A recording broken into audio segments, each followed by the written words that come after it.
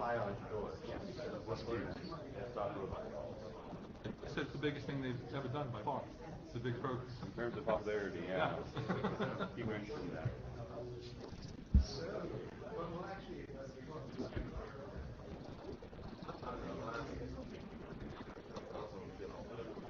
Your cell phone here, Jeanette? Yeah. Yes, so you can get. Really need these look like home. So UVerse has the 20 numbers you can block.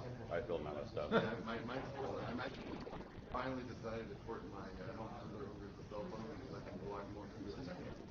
Oh, yeah. I like the fact that the because is like, oh, sorry, can't use yours anymore. Can't block enough numbers.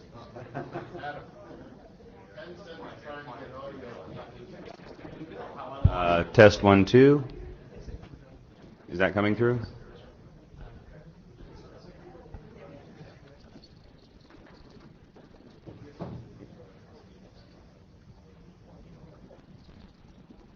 So these are the only microphones that are hot, of course. Yeah, Dan York replied in Jabber saying that he can hear us.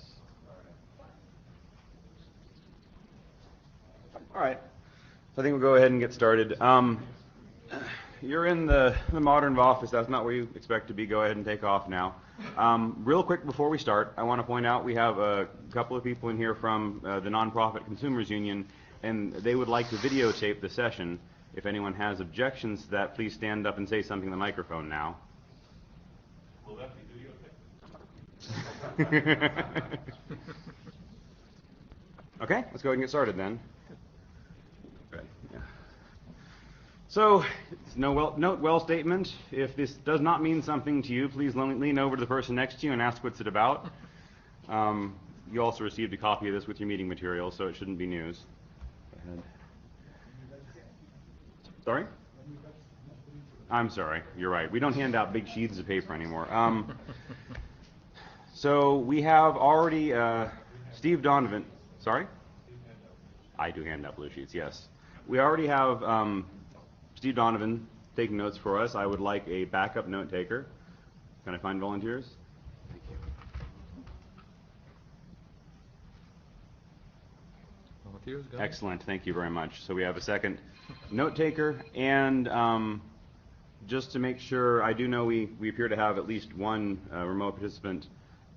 If questions come up in the Jabber room, we need someone to take them to the microphone. Can I find a volunteer to monitor the Jabber room? Thank you, Richard. All right, and then Richard just started the blue sheets. I believe that's everything we need here. There was one more thing. Yeah, no, I think that's it. Okay, let's go ahead and get Henning up here to talk to us about telephone numbering and IP.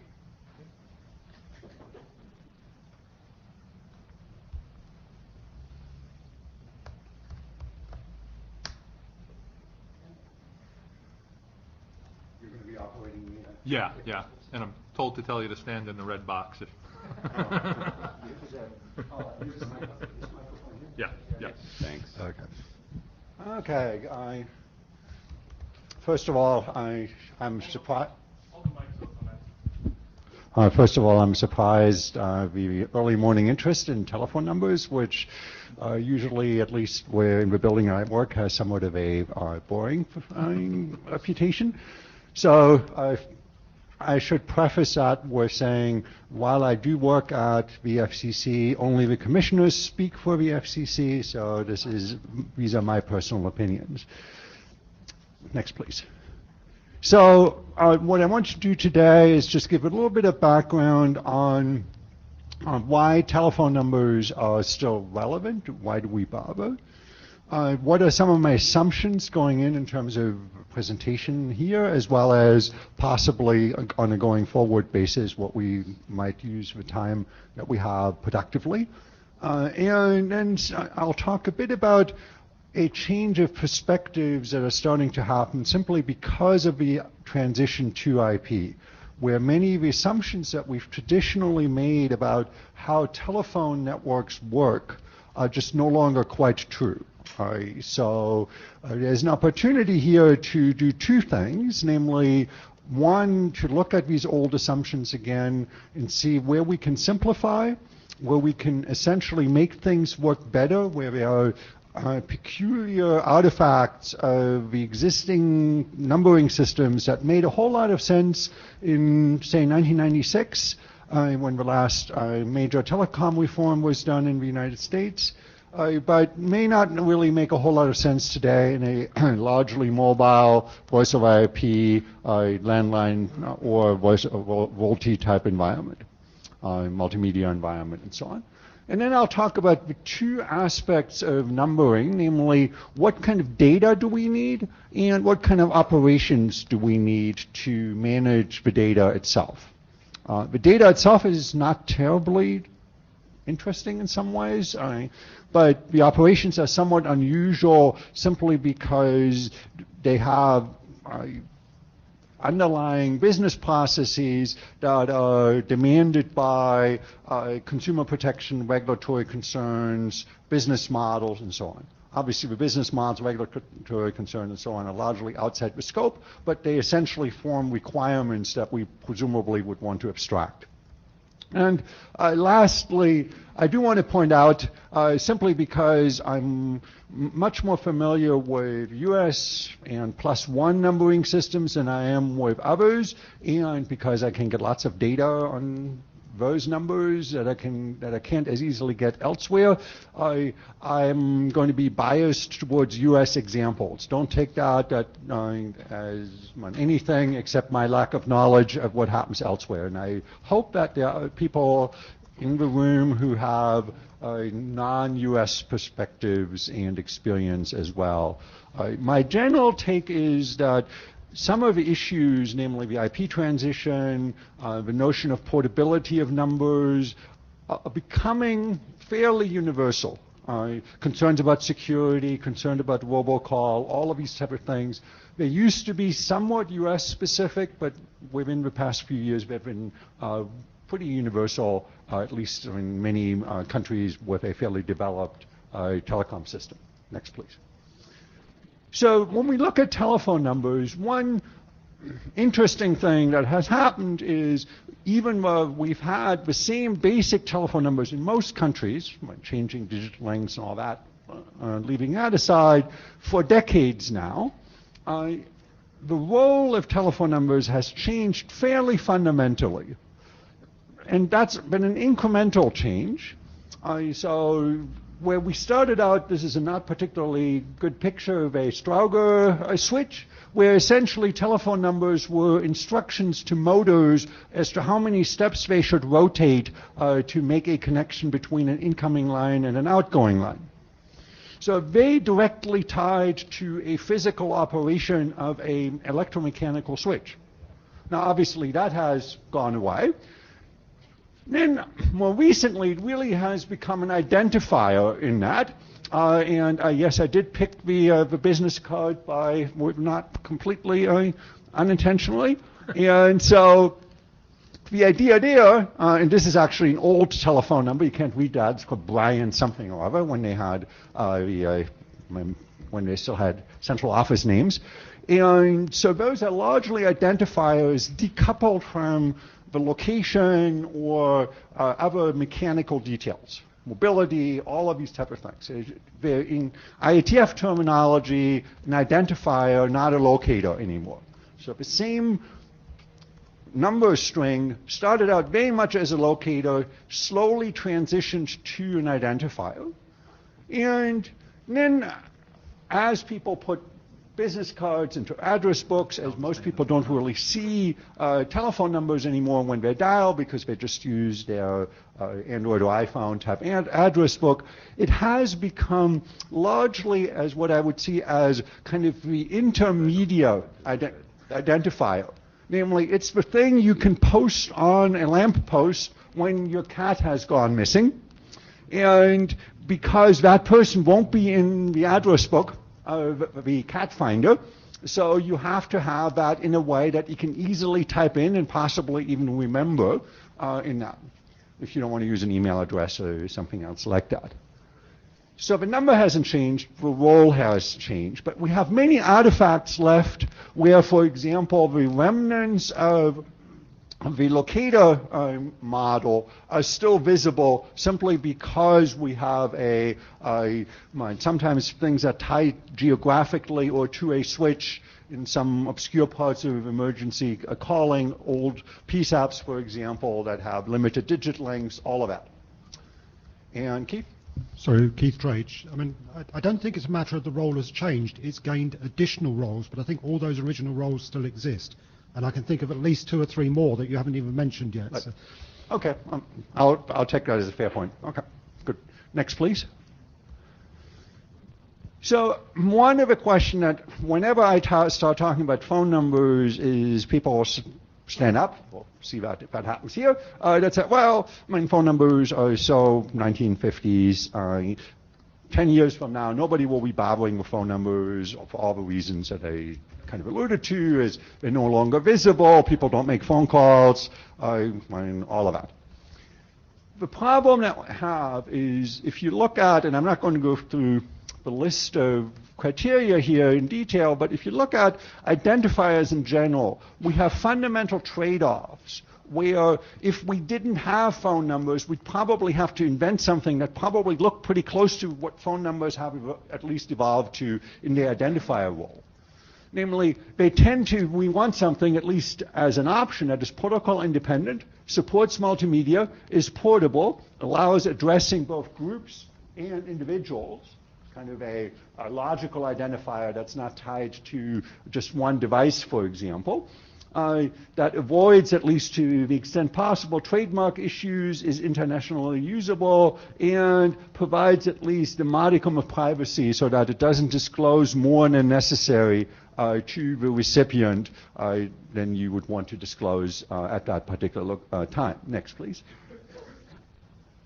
So what we need is an identifier that can work on different media, based on the back of a truck or a cat poster that we can convey orally. And if you've ever tried to spell out an email address, which is somewhat unusual, you know that the likelihood that it will actually be correct is fairly low. Can work internationally. So I took a Chinese poster, but the only thing I can read on that is the telephone number.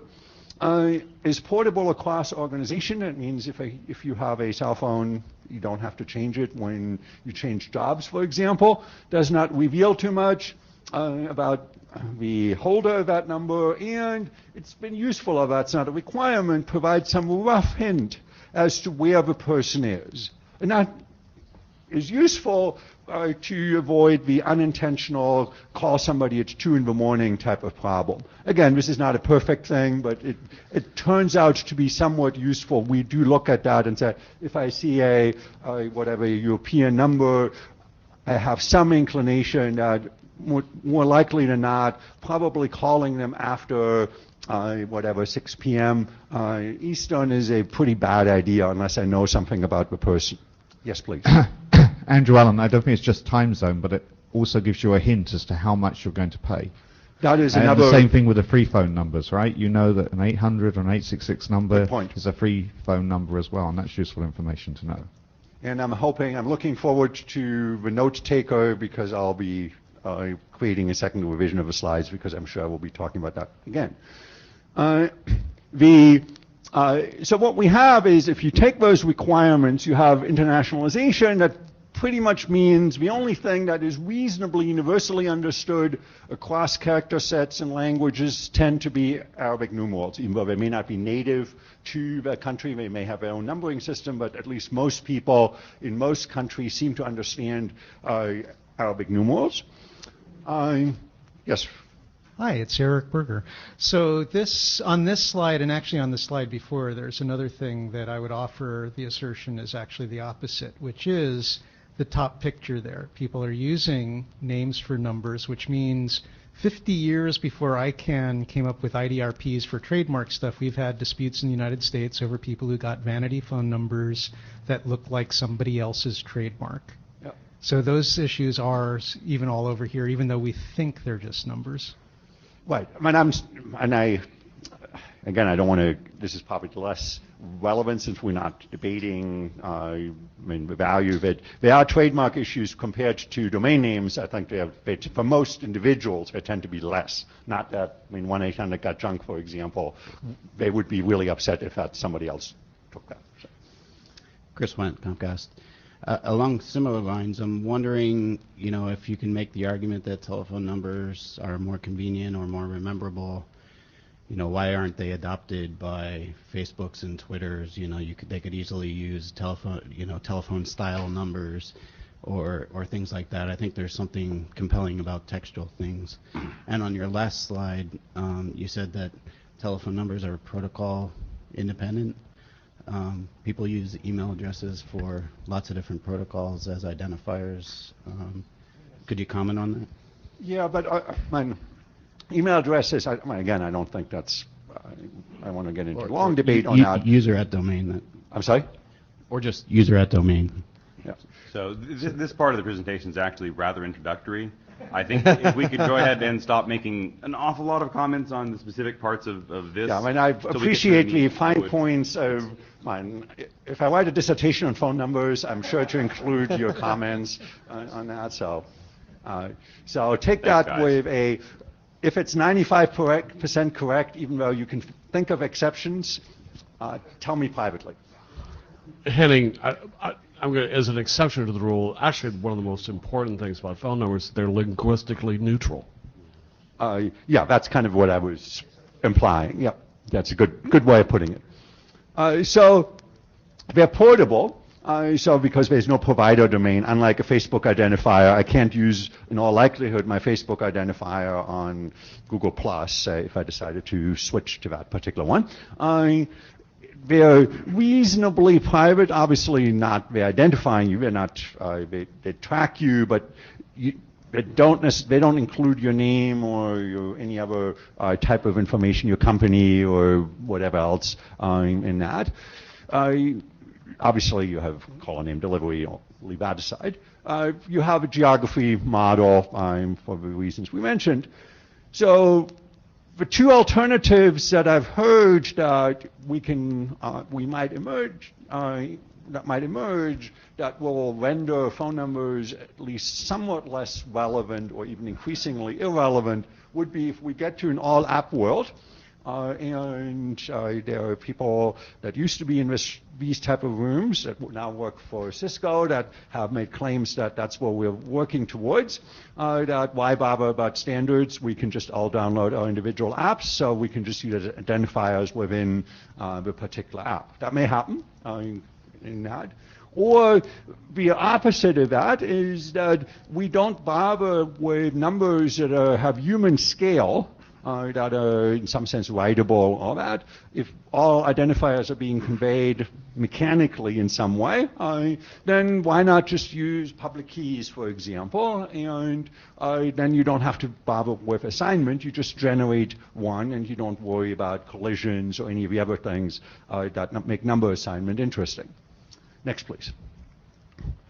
So one issue, and I don't want to belabor that because it's a different one, is that there has also been a fair amount of interest for reasons both good and not so good, and that you assign numbers not just to people, but also to various devices, primarily devices that have a cellular interface. That has to do with the use of SIM cards, it has to use with billing systems that use telephone numbers internally, or something that looks like telephone numbers.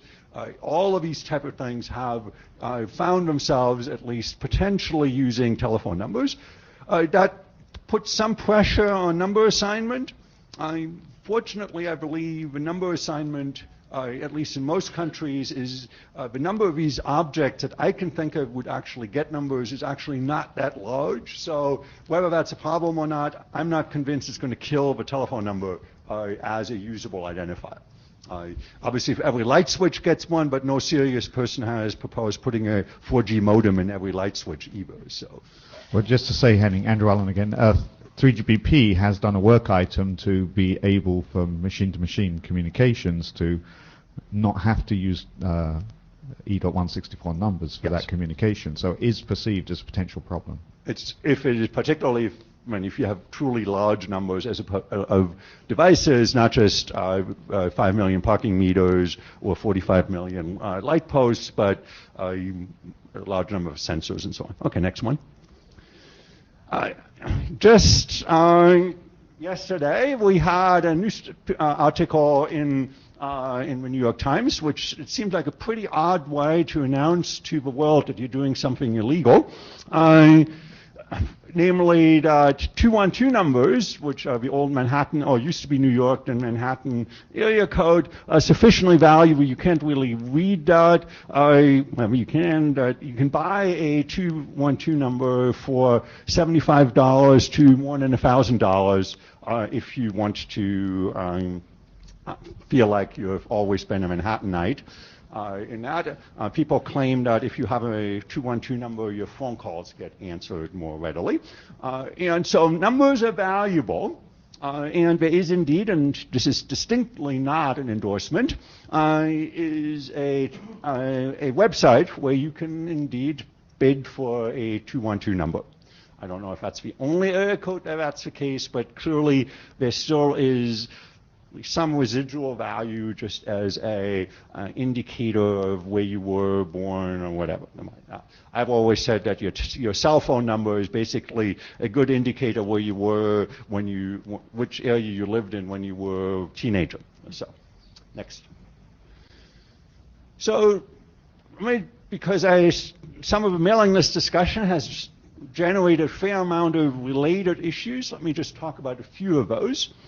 So, the old model that we had for telephone number assignment in general was we created a policy, we being generally regulators of various sort, public organization of various sort, and then there was a long and drawn-out process to create a set of operations and databases and organizations that managed that particular policy. So it was very much a policy first, mechanism later. That worked somewhat, but what it has led to is that you have a proliferation of mechanisms that are relatively hard to evolve and that don't adapt well to policy changes, simply because they're so tied to one particular model of doing things. So one example of that is we came up with number portability in an era where internet really wasn't a major factor for consumers.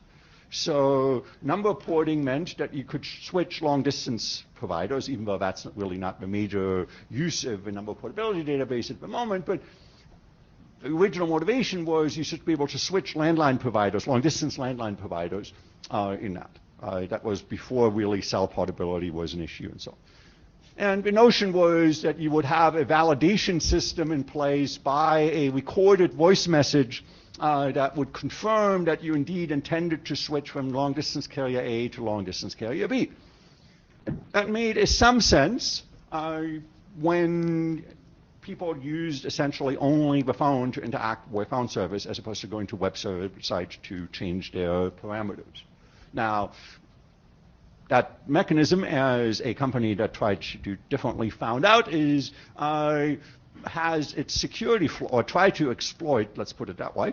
Namely, they created fake recordings recently to indicate that somebody had switched long-distance carrier to them. That didn't work out too well in the end, but for the company at least. So, but the mechanism was set at a time when the mechanisms that you had in place were very much what you could do with the existing system. They don't adapt very well to new circumstances, so porting is still somewhat awkward and slow and error-prone and all of that, not so much because of the databases, but because of all the processes that are around that.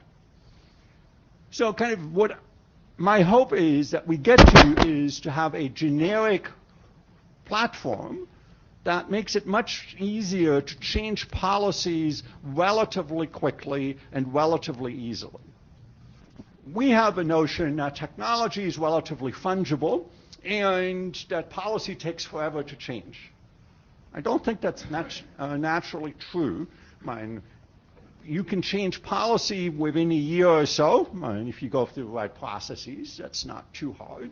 It takes a lot of work, but you can do that. As we know here in the IETF, getting from an internet draft 00 to RFC in a year would be a miracle. And so it's probably a lot easier timescale-wise to change policy, particularly make relatively minor adjustments. What has held it back in many cases is the unavailability of technology because it's so anchored to the old policy. The other piece that we have is that in the current world, we have several different number spaces that are similar in many ways, in the sense that they're assigned in various ways to various entities. They're used over long time periods. They're scarce and valuable in the sense you can't just hand them out to anybody who asks in whatever number you want. But they're treated very differently. And that's particularly the 800 numbers and related toll-free numbers in general, and non-toll-free numbers, so the usual area code type of numbers. But there are also SMS short codes, and there's a bunch of other smaller namespaces as well. So they all have a model, variations on a model, where there is a set of entities, carriers, Westborgs, you name it, that can get numbers.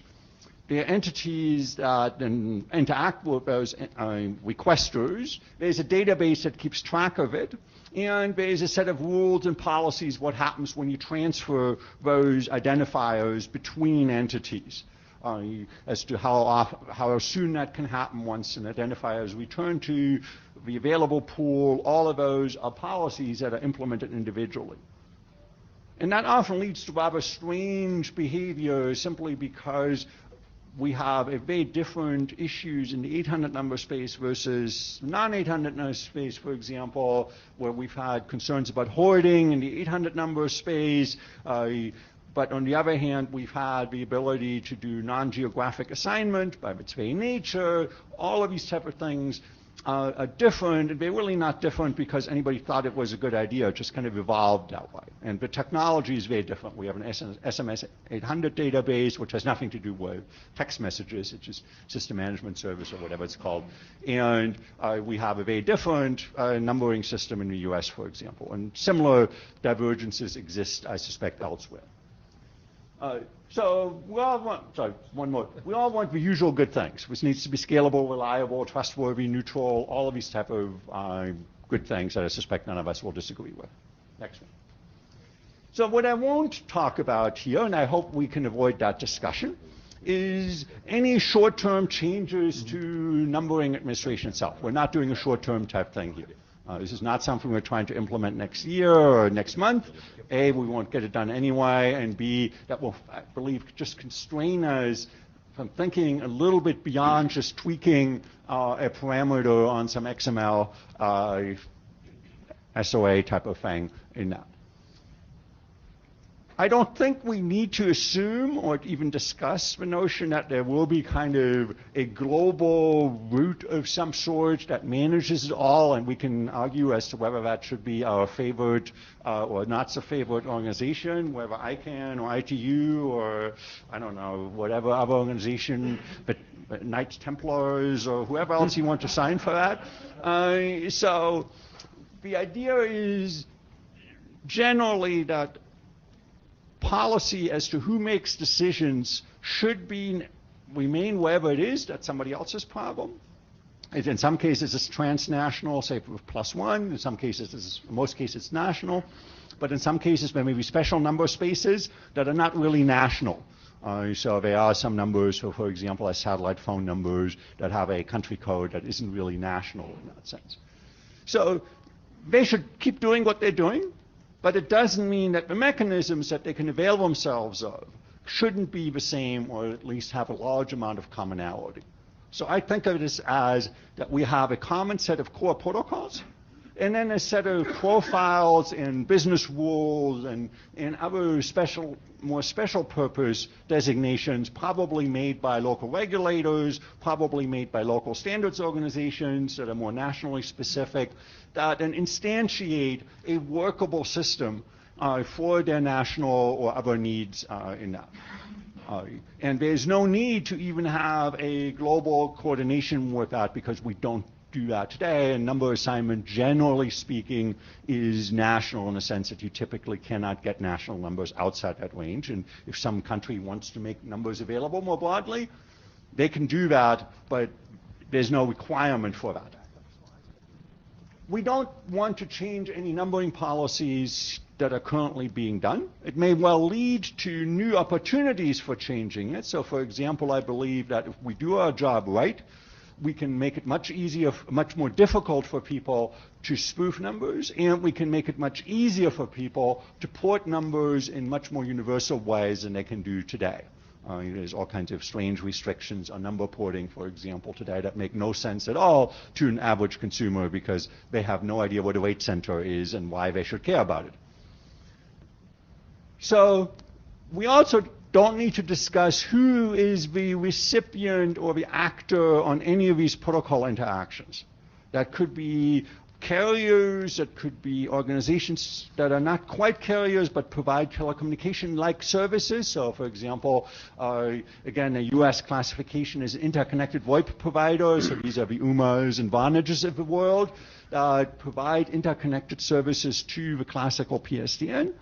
And as those of you who've been following numbering policies closely, there has been a trial in the U.S. where a set of these interconnected VoIP providers were given direct access to telephone numbers as opposed to indirect access. Has not led to a rule change at the moment, but it indicates that at least people are thinking about broadening the set of entities who can receive, be the recipient of numbers. Yes, Henning, John Peterson. I just want to make sure, again, because I talk about this in my presentation next. I mean, we're not talking about changing numbering policies in the sense the IETF has no power or interest in changing numbering policies, but we are going to talk about architectures that support exactly what you were just describing, right? Cases where maybe there are like a VoIP provider or something who should get direct access to these numbering resources. So when you say we're not, out of scope for your discussion is who can get numbers, is it really, or are we going to be looking at tools that have applicability, at least, to policies? And again, as far as I can tell, none of the discussion, more detailed discussion, preclude any entity that is otherwise qualified, in the sense that can get the credentials and all of that, to participate as a protocol entity.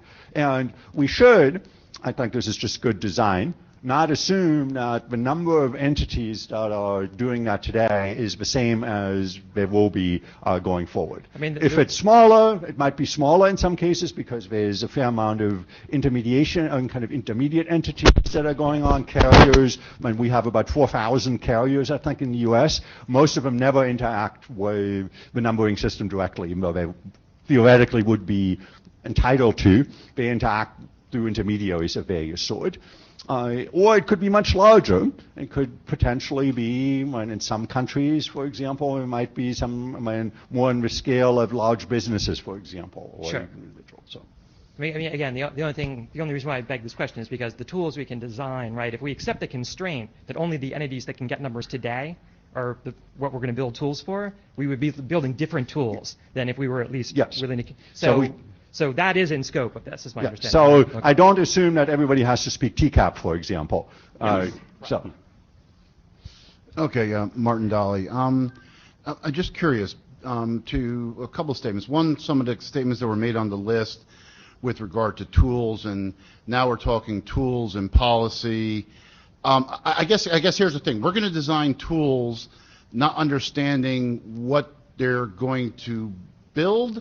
I'm sort of at a loss because we're going to design, I mean, if I'm going to build something, I know what tools to pick out of my workbench to put into the box before I go build this thing. And so there has to be some direction with policy. You just can't develop tools independent of policy. Sure. I mean, we clearly have to have some spectrum of policies that are plausible.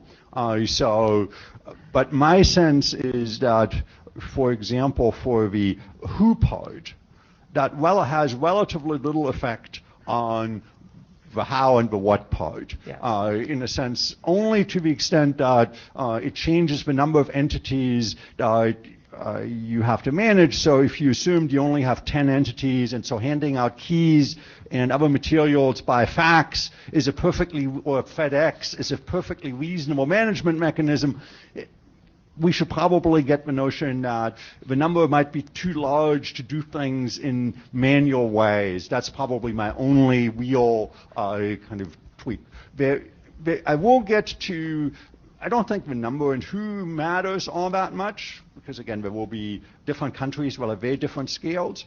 But what matters is that you have, where I think it gets hairier is when I talk about porting, because there is a set of things that we should talk about that are probably somewhat more, what are possible kind of models of policy that might be reasonable to suppose, and it might be impossible to have something which does everything that anybody could ever possibly imagine, at least without making a protocol extensions.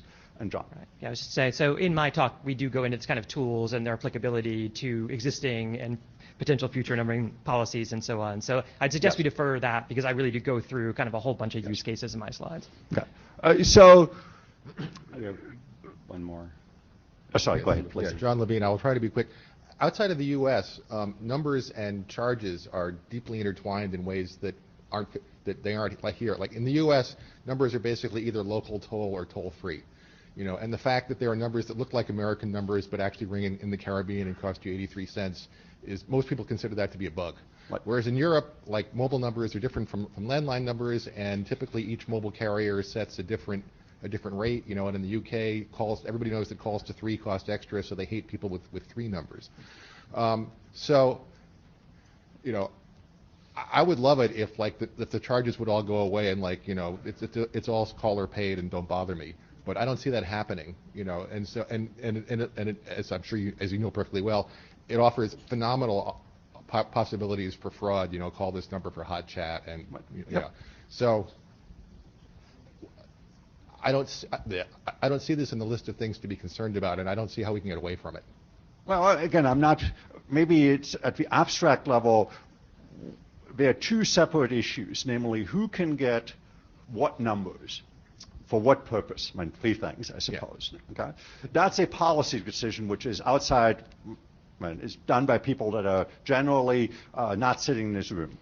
And however, I don't see, and maybe we should discuss it in a more concrete way as opposed to an abstract way, is the protocol mechanisms and data elements that you put in don't seem to strongly depend on the fact that, say, only mobile phones can get certain prefixes in certain countries. That is enforced by the allocator that makes sure that unless you have a mobile phone, you won't get that particular prefix. And that policy, just like we do for access control policy on HTTP, we don't specify those, but we have a mechanism in place which allows you to have a digest and basic and whatever else authentication which can be used by these type of policies. That's the same basic idea. Again, I'm not advocating that we get rid of distinctions. There will always be numbers, for example, that aren't assignable. That's just, even in the US. The one argument that I would make is, namely, currently we have a very crude mechanism of labeling charges and other things by number. And we've seen, however, in the U.S. porting between mobile and landline, that we have separated the 2. Namely, we still keep track of, in the database, in the NPAC, whether a number is a mobile or landline number because it matters for regulatory compliance, namely as to what kind of robocalls are legal to one or the other, because there's a difference between the 2. Yeah. So there's a flag now in the database, as opposed to a number distinguisher, which says this number, even though it looks exactly like the landline number next to it, is actually a mobile number. So that's a policy, that's a technology tweak where you now can use that to get yourself flexibility that you wouldn't have if you rely on the number and overload it essentially with other functions. I'm not advocating that. We don't have to change. Nothing has to change. If people don't want to change it, I don't see why any of that, what I'm going to talk about, depends on changing it. It needs to support these existing mechanisms, but it shouldn't feel constrained that it can only support those mechanisms. We can argue at great length, but not here. Okay. So just as a practical matter, we're a little less than a quarter way through your presentation and a little more than halfway through your time slot. Okay. So if you Now want I'll to try to avoid some accelerate. important things. Okay. So number allocation can differ between numbers, and again, my contention is I'd like for people who claim otherwise to show more concretely why it matters as opposed to just in scale. Next. Numbering generally, and I won't go through any of these entities in detail, in the US, and I suspect the US is the most complicated in that bunch. I think most other countries have solved that problem somewhat more easily and simply, but because of historical reasons, there's any number of entities from the regulator, the FCC on the right, to the North American Numbering Council with its various working groups, and then various operational units that actually manage the databases that actually interact on the numbering side. And so clearly they will get involved along the way, but they are well aware I'm talking regulatory to Nancy, so in particular the North American Numbering Council, they're well aware that this is going on. But we clearly, there are liaison type of issues, informational issues that we need to take care of, others as well. So we have a number of opportunities to reconsider just simply because we had to do that just because of the old model, that we had a set of assumptions that we may not need to transfer into the IP environment. So, for example, we have local number portability, North American Number Plan Administrator, the Pool Administrator, the LERG, RESPARGs. These evolved. They may continue, but they evolved largely for historical reasons, and they're now pretty difficult to merge because they all have their own technology. In an all-IP environment, there's at least an opportunity, again, that then policymakers can avail themselves of or not, to simplify the system, make it easier to understand, cheaper, all of that type of stuff. We also then have problems, and on a different mailing list, we have discussed those in particular for CNAM space, that because of deficiencies, one could argue, in the existing model of associating metadata with calls, namely call a name, we have a set of databases, the CNAM databases, where some are performing a useful function honestly and with diligence, and others not so much. Next. So again, the policy variables that are outside of our discussion as to what we think about those are dinner discussions, but they're not really relevant to the technical discussion here, namely who can get what numbers, what rights do number holders, and I unless I misspeak, I never talk about number owners. So holders that have a current title, if you want to call it that, to that number. Those are issues outside of concern. In what units are they allocated, in onesies or in 1,000 blocks or something larger than that? Are numbers restricted in some ways? Who pays for numbers? Are they just handed out for nominal fee, or are they more like domain names where you pay $10 a year? All outside our concern. And what attributes are associated with a number, such as the model, such as is it landline versus wireless, they will vary and they will change, but what the instantiation is, we need to be aware of the range, but we don't need to pick among those. Next. So who are the actors? And we still haven't converged, I suspect, on terminology, but we'll need to do that eventually. But the basic notion is there's a set of entities that might provide some kind of service. There's a number of entities whose role is only managing numbers. Whether they also do other things is a separate issue, but their role in the protocol is managing numbers. That's what they do in that protocol role. There might also be third-party verifiers that play a role, and those are in particular relevant for porting. So these don't manage numbers, but they're part of a protocol flow because they basically need to say, yep, this porting operation is okay, I have validated it, so they get looped in even though they don't really assign numbers or do anything else. Then there might be property validators, namely entities that actually assert, based on information that they have available, that a numbering holder has a certain property, is at a certain address, is a certain type of business, etc. And then there's other consumers, regulators, and possibly others. Next. So there are some additional numbering uses. So as I mentioned earlier, we already use one of the numbering databases to deal with robocalling legal restrictions. But we also may use it for providing additional validation functions for entities that are registered, so that it is much more difficult, for example, for a non-bank to claim that they're a financial institution. There's a history of that. For example, in some of the databases, at least in the US, certain numbers, namely hotel numbers and prison phones, have a label.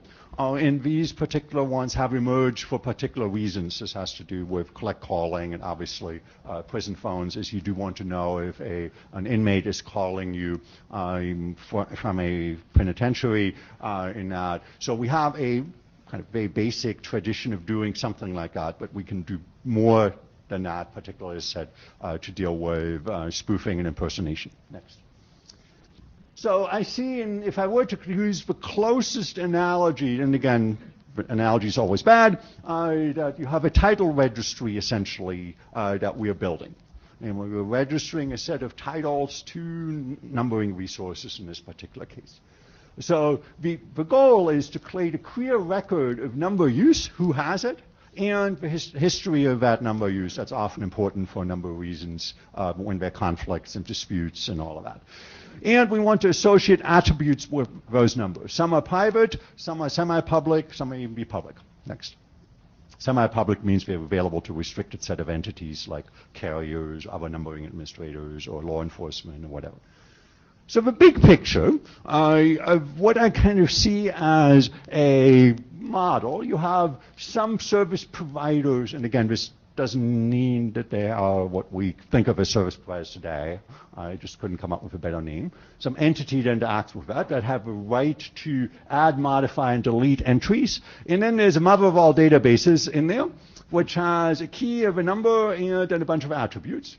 But then there are interfaces using these orange protocols that are either query or kind of pub-sub push type of things.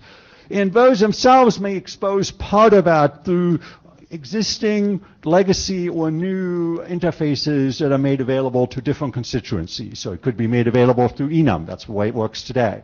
There's a database, say the NPAC, and there's an enum type interface provided either by that database provider or by third parties.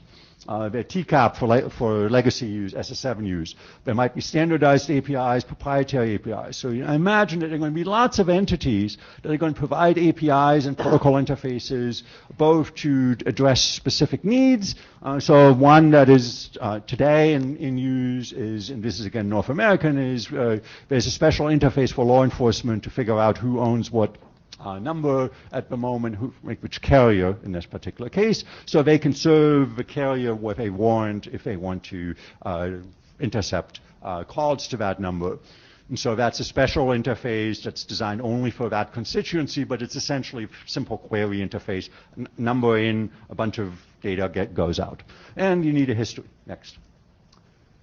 We also, and this is just an example, need to worry about that numbers, just like domain names do different states, but same basic idea. They have different states that they are in, and they matter.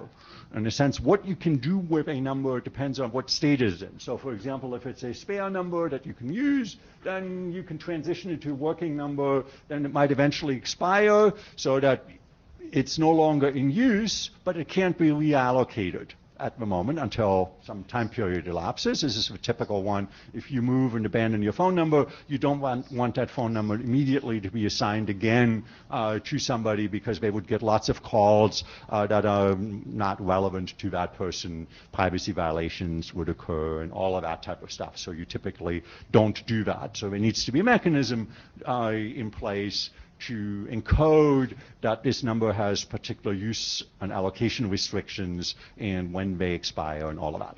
Yes, please.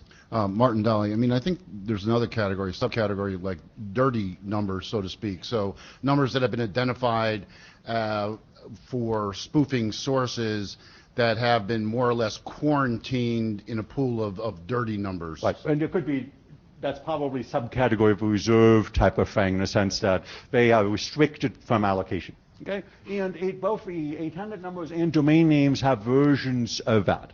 And one of the things that I hope that the expertise assembled in the room will do is provide us with kind of the type of things that happen.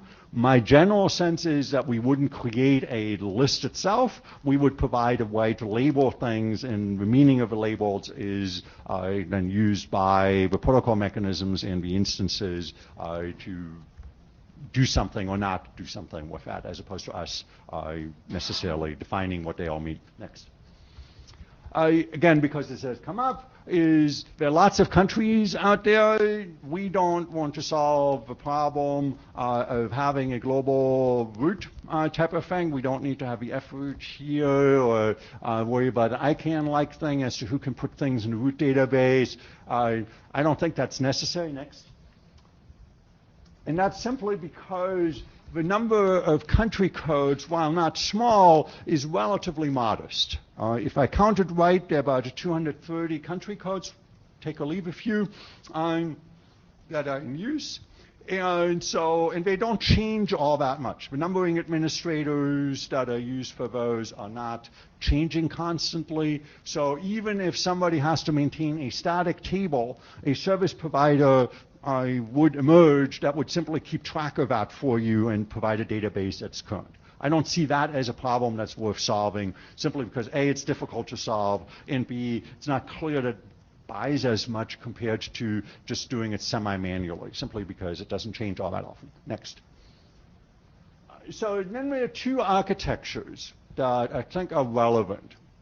And there may be others, but I posit those two to start with.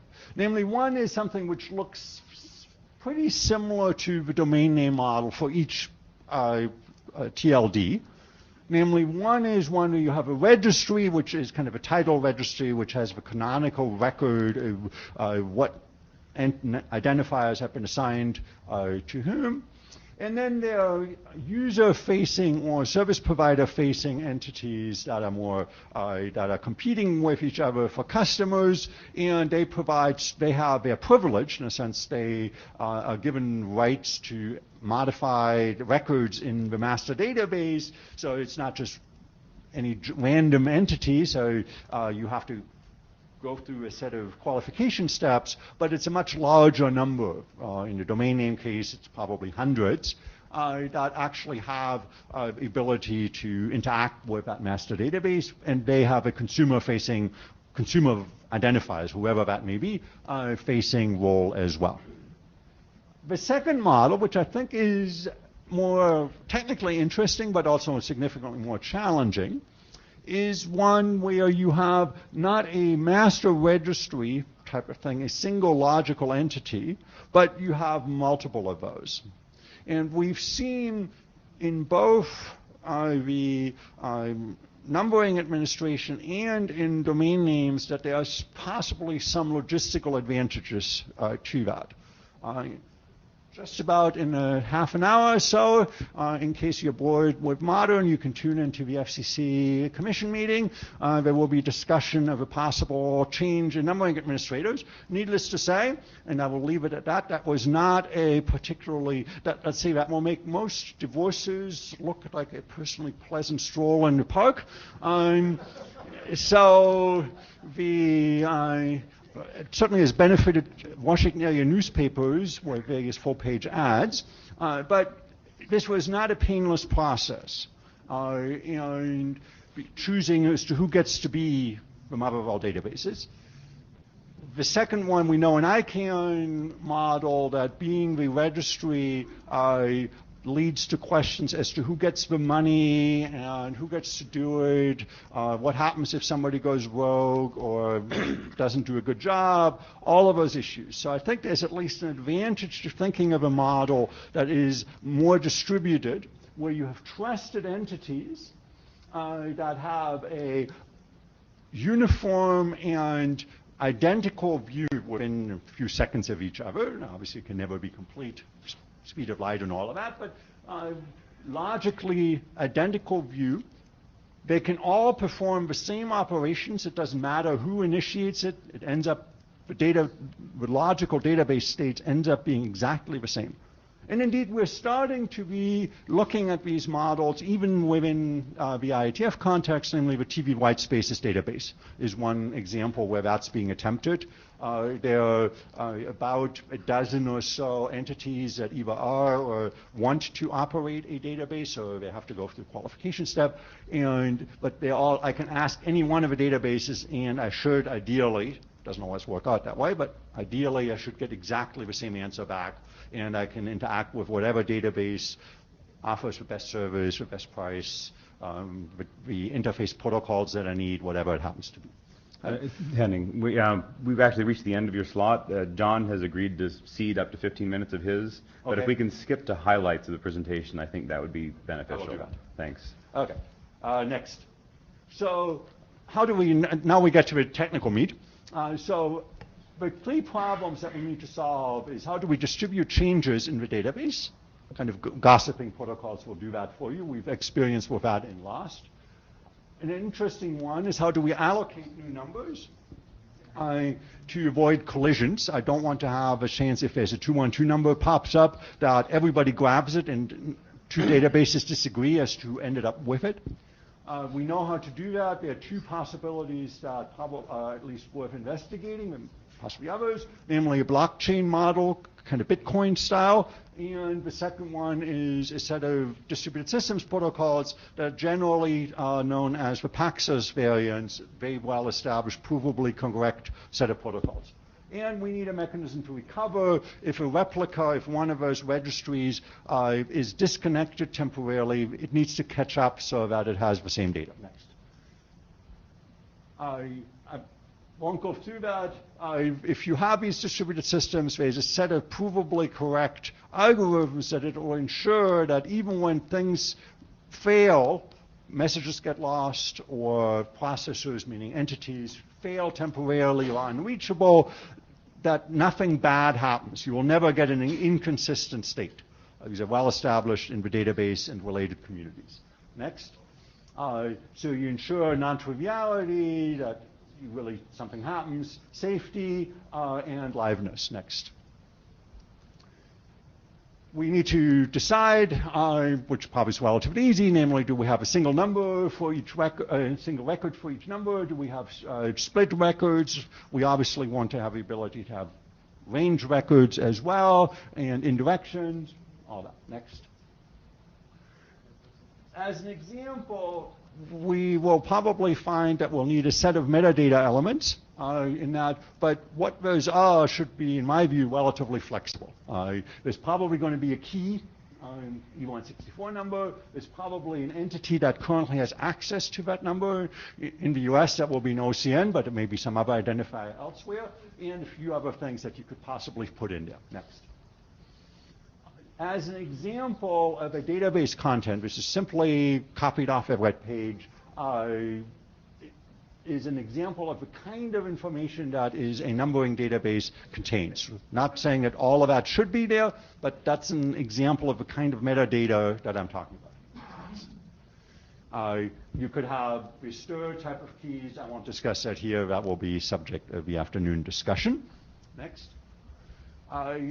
We will have a notion to discuss as to, is there a geographic distinction? Namely, if I ask based on different locations, will I get different answers? Or for 800 numbers, for example, it is possible to reallocate the same number, although that seems rarely used, but it is available that I can have regional 800 numbers. So I can have a number that only, I don't know how big the region is, if it's a state or something. I can have an 800 number only in Texas, and somebody else can have the very same 800 number in New Jersey, and that will work. That clearly matters because suddenly the primary key is no longer just the number. It is the Texas 800 version or the New Jersey 800 version of that same number. So the primary key changes. Next. One model is that we have some kind of a set of core elements. Then allow the usual INO registration for widely used elements that either the IETF or adders or other bodies, similar situated bodies would define. And then possibly private extensions as well for things that are relevant only to some narrow community. Next. This is obviously closely related to who is information. So just I think yesterday, RDAP got published, at least bits and pieces of it. So one of the questions I think the group will have to deal with is it sufficiently similar that we can just do an RDAP extension to retrieve information out of a database? They don't deal with inserting data or all the other pieces, but the retrieval piece seems pretty close. Next. We have to worry about as to what the authentication model is. Namely, is it based on OCN or some other the identity of the user? I'm just using that as a placeholder. Could be anything. And so is it enforced because all the registries have to enforce that if there are several, as to that only the current holder can modify that? That works for almost everything, except it doesn't work for the number porting, because that's when you change the holder of that number. Next. You had a question. If we can keep it very brief. Thanks. Alex Mayhofer, former chair of the Drinks working group. I would wish to note, since you mentioned RDAP, that Drinks also produced a protocol that is about the provisioning of phone numbers and related entities. So the group might also look at that and certainly check whether it's feasible for that. Okay. Send it to the list. They would be, I mean, that's part of a data gathering phase. I won't go through this in detail. I will just point out really that porting of records is probably the most messy part of it, because it's the most steps involved in actually making the transition, and there's the most possibility for things to go wrong, either be inconsistent or end up in a bad state somehow. And several porting models have evolved in general. There's a token-based model, which is similar to what we use for domain names, where you get a token and you can change registrars. We could use something like that for telephone numbers, which might actually work better than the current model. Next. You can have a user-initiated model where if the user owns the number, holds the number, that problem becomes somewhat easier. Then the only problem assumes when you transfer the number between users, so it doesn't make the problem go away, just a different one. Next. And you can potentially have a confirmation-based model where this is the new and the old service provider need to interact with each other. The old one needs to agree or at least be involved in some way when that transfer happens. Again, that can be done in a variety of ways. The third-party validator could be involved. So there's a possibility for essentially having a loop of an additional external step involved that the registry would enforce. Next. Let's skip that.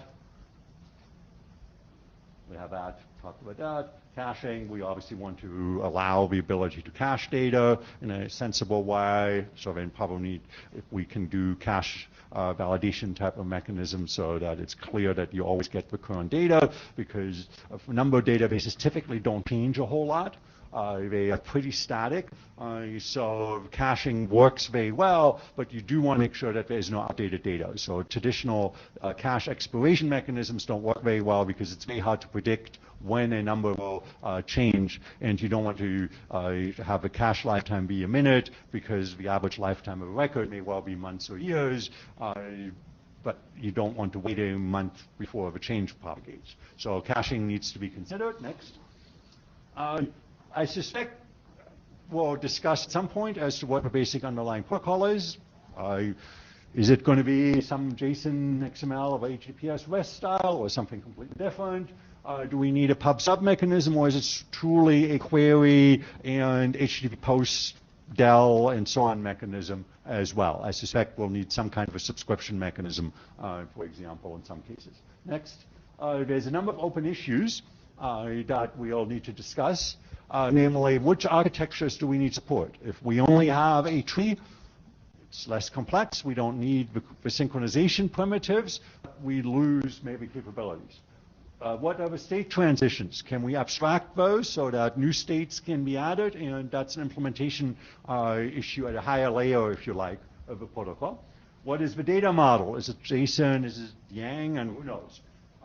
What protocols do we learn from in terms of experience? EPP, ENAM, RDAP, Yang, the Sprint protocol, whatever it happens to be, we need to figure out what are kind of things that we may not use but may teach us lessons. I've already reached out to some of the EPP folks to get some of their input, and have gotten some feedback, and so on. I will, and then we read queries and update queries. And I think that's it.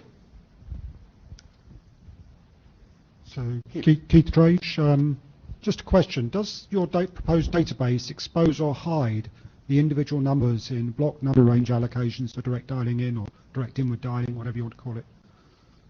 I'm not sure I caught If you allocate 100 numbers for DDI, do you have one entry in your table or 100? So that's well. Actually, if I could ask us, if we have a question that has bearing on the charter, go ahead and wait for the charter discussion. If we don't, please send it on the modern mailing list. We are over time for the presentation. And I mean, we're not going to get that level of implementation specificity at this point, Keith, right? I mean, I think we need to up-level a bit and talk about what we think the interesting flows are, the use cases, and then we can worry about exactly how we're going to implement those. Okay. Any other sufficiently high-level questions that the chair will want to comment before they yank me off the stage here? Great. Thank you very much. Okay.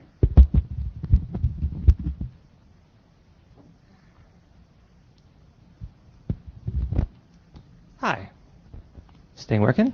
Good. I'm John. I'm going to be talking about two things today.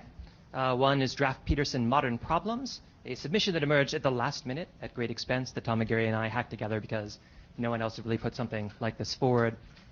I actually observed after I released this, I was like Googling for the draft to like find my own work, and I learned this a 1981 Chevy Chase film called Modern Problems. Apparently, in this film, Chevy Chase develops telekinetic powers and hilarity and hijinks ensues. Just wanted to be clear up front, my presentation today will not be about that Chevy Chase film. Next slide, please. Looking around this room, I see a lot of familiar faces, some people that aren't always here at the IETF anymore. And it takes me back, and I think, how long have we really been working on this stuff here? I mean, it's getting on to like 20 years that we've had this amazing long-term goal to migrate telephone routing and directory services to the internet. We've had some great successes. Other parts, maybe not so much. But one component of that we never would have guessed at the start was the telephone numbers have not gone away. I mean, I remember discussions we had in the late 90s. We thought, oh, SIP Greenfield identifier is going to take this over. Things will look just like email identifiers. But here we are in 2015. And partly it's mobility that has sustained this relevance. The fact that now we all have these general purpose computers in our pockets and they have telephone numbers associated with them, applications still leverage them. And it's become a big part of how that mobile ecosystem works. But it is also, as Henning went through in his presentation, it's that they're non-linguistic, they're international, they're opaque. They have like all these other properties that probably we'd need some kind of identifier that actually does these things. Andrew, do you have a point already? Well, there's also legacy, right? The Yeah, problem, sure. the problem do is want that you to- need telephone numbers in order to work with all the legacy equipment out there. So you can't just change the world in 1 week. I'd suggest, though, that even if we didn't need to interwork in that fashion between voice over IP networks and even for texting and things like that, right? I think we'd still use them for these reasons. But really, they've eluded the Internet's grasp. We've never really known how to deal with telephone numbers. We've had some ideas which have been successful to varying degrees. We'll talk about that a bit. But it's still anchored in the PSTN. Next slide, please. So let's do a what if. They're anchored in the PSTN, but what if we just pretended they weren't for a day? What if we pretended telephone numbers were just like internet identifiers? What if you could get numbers the same way that you can get domain names? Or what if you could just get numbers like you get IP addresses? And this was a subject, basically, of a workshop that was held at the FCC last year. Show of hands, how many people in this room attended that workshop? Okay, that's pretty good. And this workshop was informed by the fact that we have this accelerating PSTN transition. We're being informed by a lot of carriers that they want to cut their ties effectively with the SS7 network. And we're going to need some new infrastructure, some new tricks to deal with that. And so the theory behind this workshop was, let's just like blue sky this and think, well, what if we do away with some of our traditional assumptions? Where would we get? What could we test? What kind of models could we experiment with if we just like did away with that entirely? And it's a complicated question because we look at how you get internet identifiers, how you get domain names, how you get IP addresses. There's more than one way to do it. There's complex systems for this, and you can get a domain name like bundled in from something you get from Google today. When I bought a little home camera, Foscam, for my house, thing's got a DNS name burned into it, right? There's all kinds of things you do today you just kind of get domain names as a side effect of. And with IP addresses, some people need to buy big blocks. Some people are just getting them dynamically via DHCP. There's a great deal of diversity that could inspire us. And when we look at the use cases we want to satisfy for this, we have a lot of opportunities to draw on what the expertise has been. Olaf, did you have a question? Oh, he's just bullshitting. Next slide, please. And the second component of that is it's not just what if, right? You can go to something like Google Voice today and go to a web page and get a phone number. You can search their database and choose a number that has an area code or a zip code that you like, and you've got that number like that. I've done this a couple times for a couple different small businesses. So people are already pushing that administrative model. We're already seeing people doing this out there. And the question is, what would it be like if we took those models and actually applied them to some more traditional telephony registration models and number allocation models as this PSTN to IP transition takes place? Next slide. All right, I want to get through this material and give people an opportunity to get up to the mic on this slide in particular to just clear the air, the elephant in the room about this, right? There's been some confusion about this on the list. The IETF is not going to set number policy anywhere. We don't want it. Like if you're here from like study group 2, we do not want to eat your lunch, man. We really don't. Keep your E164 plan. We're going to be talking about routes and authorities, but we're going to be talking about them in a very specific and narrow sense that we'll explain in the slides going forward. But we got to acknowledge, number policy, it's a sensitive topic. I mean, this is a scarce inventory. It's managed by regulators in a very, very specific manner that we don't want to fudge here. And it's also a polarizing topic. I understand perfectly well. There are some participants that are in this room today who feel that architectures that are in place would be threatened by opening this number allocation model up, right? And by potentially having entities that are not traditional entities get them, or changing the way that you can get your hands on a telephone number. And I also understand there are other people who feel that architectures they want to instantiate are today threatened by the current restrictions on number allocation. But I wanted to create a time where if people want to talk about this, they can talk about it, but with the following proviso on the bottom in mind. This is not our decision. Today, what we're talking about here during this BOP is not a referendum on what any policy should be. It's not in our scope. We can't affect it. But if people think this is material to whether we should do this or not as an effort in the IETF, I'd like to talk about that now so we can get it out of the way. But if people are willing to say, okay, yeah, we understand it's polarizing, we understand that there are these caveats to it, but we all agree, these tools are going to be useful regardless of what the policies are, or it's not worth doing them. That was the fundamental principle behind this experiment. We want to solve for what we think is a set of interesting or likely policies. We're not here to champion any specific policy. Would anyone like to talk about that before I proceed? Yeah, so Eric Berger is just an experiential thing, which is if we do things that the policies say can't be done, then we will produce a very nice protocol that nobody uses. On the other hand, I think of our experience at Georgetown where we've got a system for catching child pornographers. Over 4,000 arrests, over 200 children rescued. And how did we do it? Because everything we kept saying, oh, can we do this? The FBI and the state police kept saying, oh, you can't do that. There's the Fourth Amendment. And finally we said, well, what are the policies? What can we do? And then informed by the policies, we could come up with something that is proven effective. And that's really what my concern was that I voiced on the list, is that if we do stuff in vacuum, not considering policies, we might do a lot of work that no one uses. Or if we can get informed by policies, then we could do something that a lot of people hopefully could use. Well, and obviously we're looking to the community, right? To regulators, to carriers, to the people who tell the North American Numbering Plate Administrator, say what to do, to figure out what they want to do here. And again, so if that's the level of this, and we're all cool with this, and we all understand it's sensitive, we all understand it's polarizing, we can move on. Oh, we cannot yet move on. Mr. Shockey. Richard Shockey, if we waited for the North American Numbering Council to actually provide us with policy input, we would all be dead before. Understood. Very good. Okay, let's see, please. All right, so the Modern Problems document, with its Chevy Chase-isms, really is just talking about three moving parts: creating some kind of an acquisition mechanism, some kind of a provisioning mechanism, and some kind of a query mechanism. And we can say the first is, how do I request and receive numbers on the internet over pure IP? The second is, how do I provision that number with the CSP? Okay, I've acquired a number. Now I want there to be some communication service provider that is going to make that number routable in the sense that calls to that number will reach me.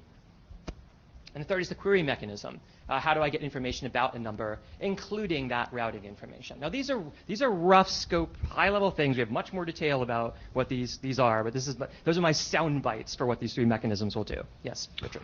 Rich Shockey, in terms of how do I request and receive numbers, I would actually add how do I add or delete metadata associated with the number as well. I think that most of that will end up being in provisioning, but we'll talk about it. There are some gray areas. How here. you want to deal with metadata, Yes. I think, needs to be flushed We'll out. talk about that a bit, and there is RDAP and other things that I want to talk about in the slides going forward. But one thing to make clear about this, I doubt there's going to be much by way of new protocol design. We're going to be building data models and information models that are going to be using well-known industry favorite techniques for moving information between servers, right? Henning?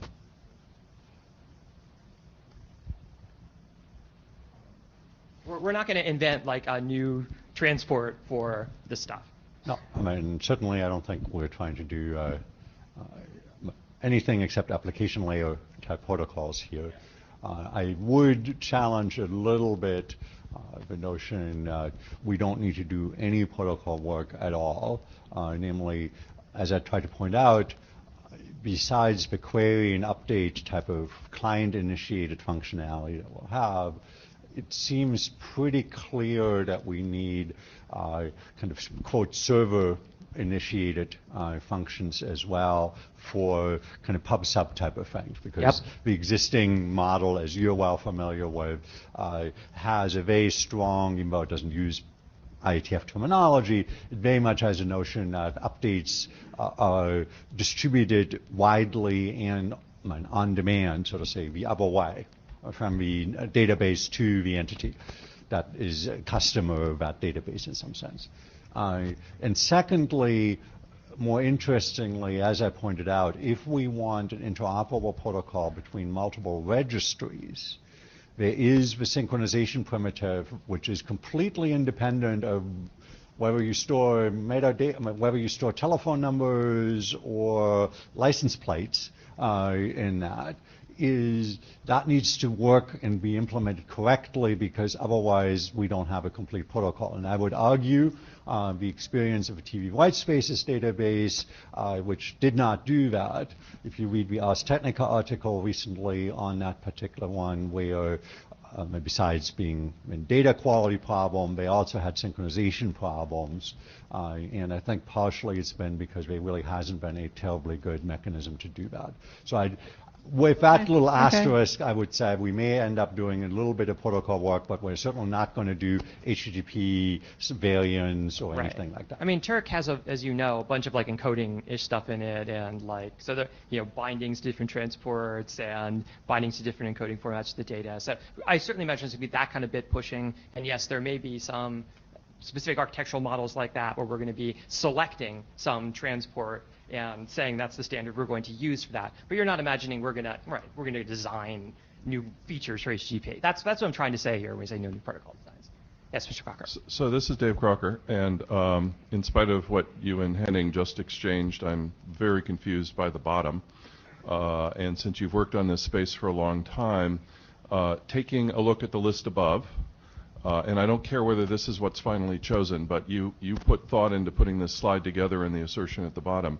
What do we have that is deployed and working at scale that comes anywhere near handling that set of functionality in the protocol sets today? So I'm going to actually go through each of these in detail with use cases and talk about where I think the protocols fit into this. I mean, I could... Just a quick list of what you think is currently deployed that would satisfy it, because that's a very strong statement at the bottom and it sets a stage. Okay, I mean, if that's... I agree that that statement is perhaps overly strong to Henning's correction, but yes, I think a lot of this is going to be HTTP based. So HTTP doesn't do any of those things. HTTP is an exchange protocol. Yes. That's why I was asking about that list, because Right. that's the semantic list. Right. I think that HTTP's being able to make requests and get responses actually does satisfy a lot of the needs that are described on this slide. Except for I think we're about to get to a semantic argument about what protocol means And here. we're also not going to design the protocol today. today. Dave, we're trying to figure out the scope of the work. I've got a bunch of really high-level use cases. If you think we need all new protocols to do this when we go forward, then great, we'll find them. Yeah, so I think this is exactly where we just have to be careful that we're distinguishing between defining new four-letter acronyms and on the other hand, not defining any semantics in that. So you could argue whether RDAP, for example, is a new protocol that has a P at the end or not, and I don't think that's particularly productive either way. Anyway, let's advance, since I know we're a little short on time. So I'm just going to run through the taxonomy real quick. This is largely drawn from what is in the Modern Problems document today. We have a vague notion of like there's a number authority, which is someone who can distribute blocks of numbers or individual numbers to someone else. It may be that they're already a delegate, like they received a big block from somebody above them, and they're now going to dispense those in smaller blocks to people below them. We use the term root authority. What I mean by root authority anyway is it's just someone who never acquires blocks. There's no one above them for them to get blocks from. It does not assume that they are any particular government agency. For all I know, it is the root authority for a entirely private PBX that is disconnected from everything that is being run on a campus network. The concept here, as we're going to present it, is an abstract concept of someone who merely distributes numbers and can receive numbers, provided they're not a root authority. There is no assumption of a golden root of any kind in this. Then there are number users. These are the people that ultimately are going to get these numbers and assign them to communications resources. There are people who want to run PBXs. There are people who want to run individual phones or individual text messaging systems or whatever.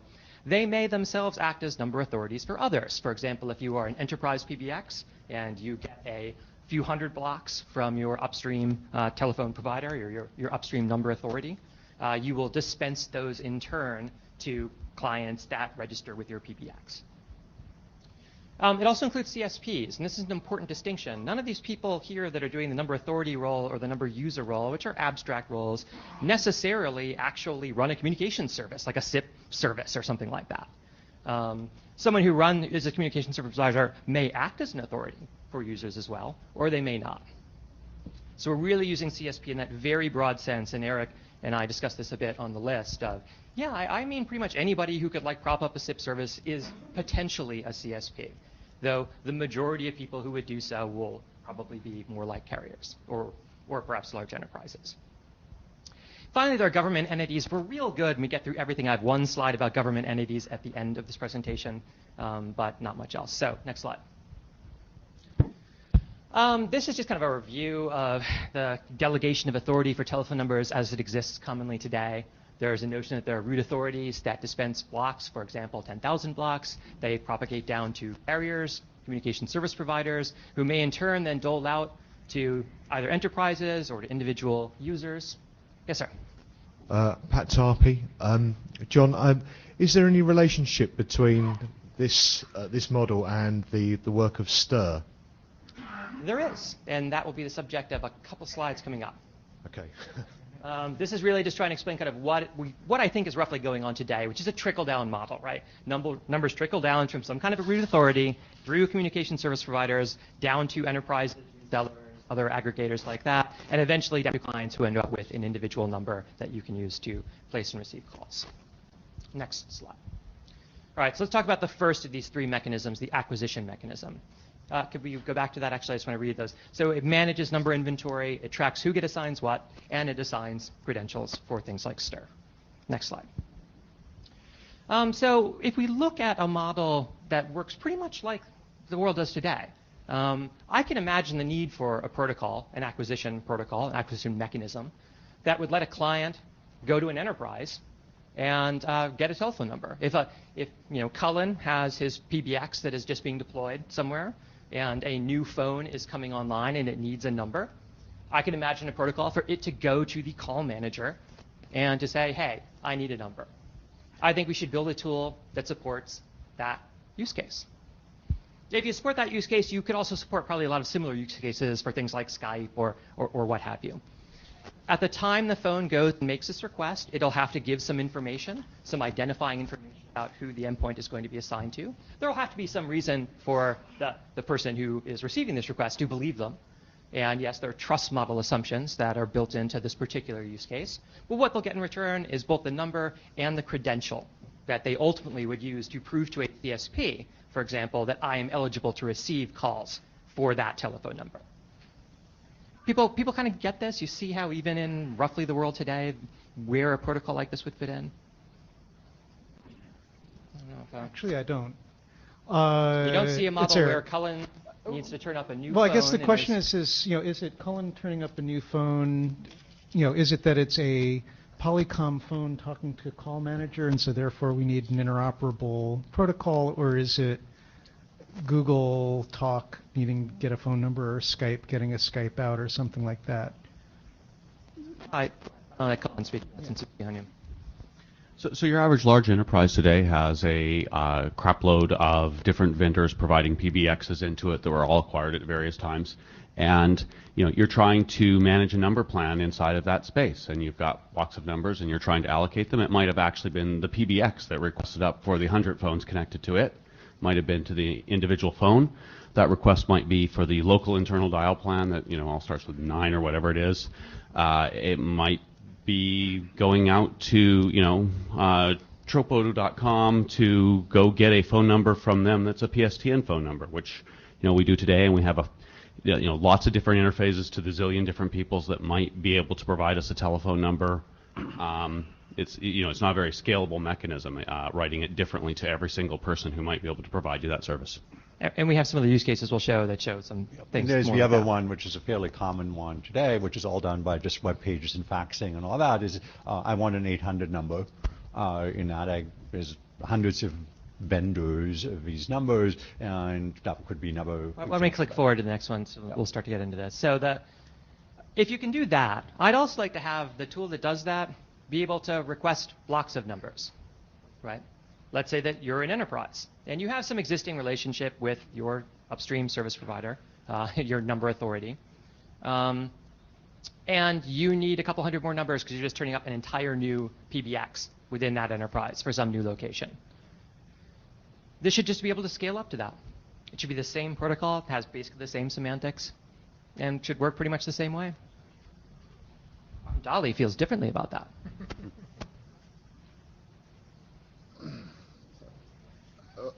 Okay, so Martin Dolly. Making requests for numbers and getting numbers, that's the easy part. It's the part that you kind of glazed over, which is the security policy, how the whole authentication and whether the person should get a number. That's the more difficult part. I mean, which leads to my, okay, so to have a tool where I can request a number and be given a set of numbers, is kind of, okay, so what? The difficult part is, not everybody should get numbers. People should be, or machines or whatever, should be validated on whether they should get the number. I mean, that's the difficult part. I mean, this is... Well, I understand. I don't mean to gloss over that authorization part. I did say it on the previous slide, though not this one. But I think you have to understand, I imagine when I look at this use case, something more like a service provider, a CSP in this instance, that this is a primary part of their business. Let's say you are a supplier to like a Skype or something, and Skype needs a lot of numbers, and you have an ongoing business relationship with them. Their inventory is constantly increasing, and when the time comes for them to need some more, the business part of that has been previously established, just as in the enterprise case, right? The business part of why this phone should get to connect this PBX has already been established. No doubt, you're absolutely correct about there is a need to authenticate these requests, and there is a need for there to be an authorization decision, a policy decision at the CSP before they're executed. I don't think those problems are intractable, however. And I think we have mechanisms that can address that. What we don't have today is a mechanism that, again, would let you then get like a stir cert, right, that goes along with this number block and let you do something with it at a CSP, as you will see in the provisioning slides in a moment. Richard. Richard Shockey. To be quite honest, John, I dislike all of this conversation. This postulates a policy. All I want to do is build tools.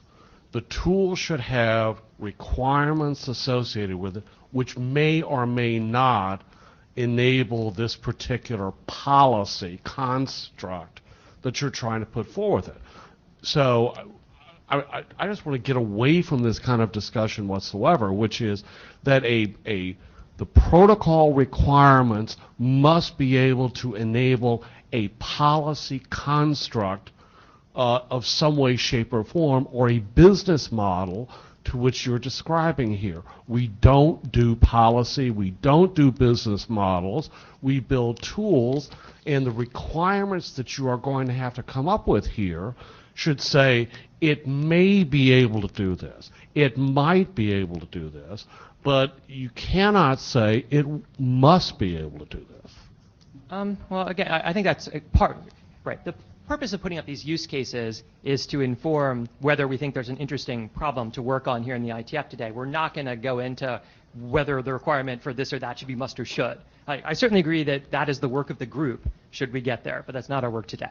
I mean, maybe I need to clean my glasses, but what I'm seeing on this slide is a technical requirement for support for delegation, not a requirement that there's any business model. I'm just trying to give examples that, so it's not completely abstract what I'm saying, right? Okay, next slide, please.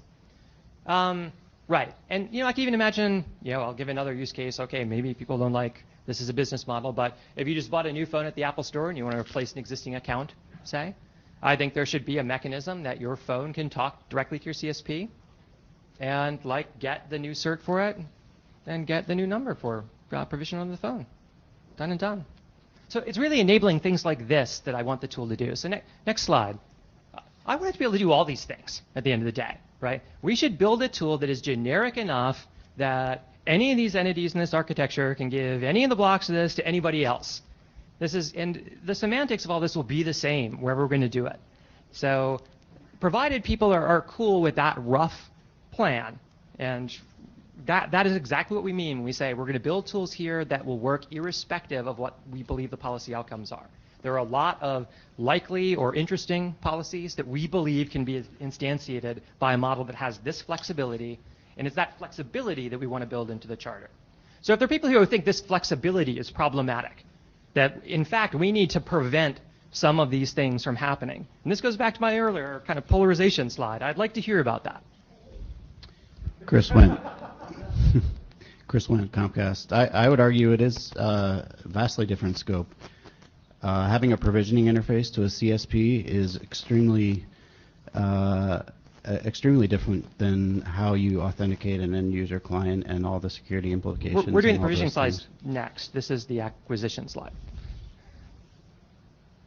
Right. Well, isn't that, you just asked the question, does anybody disagree with that premise? And I think that premise is incorrect. I mean, the premise I said was that the scope of this should be that any of the entities in the architecture should be able to So you're making it much more complex than the problem, the near-term problem. I think that should be solved. Well, and again, as Henning's slide said, the near-term problems are what we're proposing not to solve here. Bluntly, I mean, if these things are applicable to the transitional or near-term problems, that's awesome. But this came out of an exercise that we went to the FCC, right, and did All right, where we said, if you're being explicit about that premise, then fine. okay, that is indeed, yes, that is indeed a big part of what we're talking about here. Again, the argument here is that the tools that we're trying to develop could enable such mechanisms. However, the tools must be flexible enough to prohibit this if it is the judgment of the National Regulatory Authority or the root, they must be able to prevent it. Namely, that the construct that is being developed here is flexible enough to allow various national jurisdictions to do what they want to do. And I don't want to design requirements for today, but it would be fine if that was a requirement in. And I think exactly is Okay. that we are not globally enabling a technology which may not be applicable to a particular jurisdiction. Okay. Done and done. Next slide. Let us now talk about provisioning, how we associate numbers with CSPs, and how we manage some related user data. I tried to really, again, these are super high-level sketches, give a notion of what I mean by provisioning today.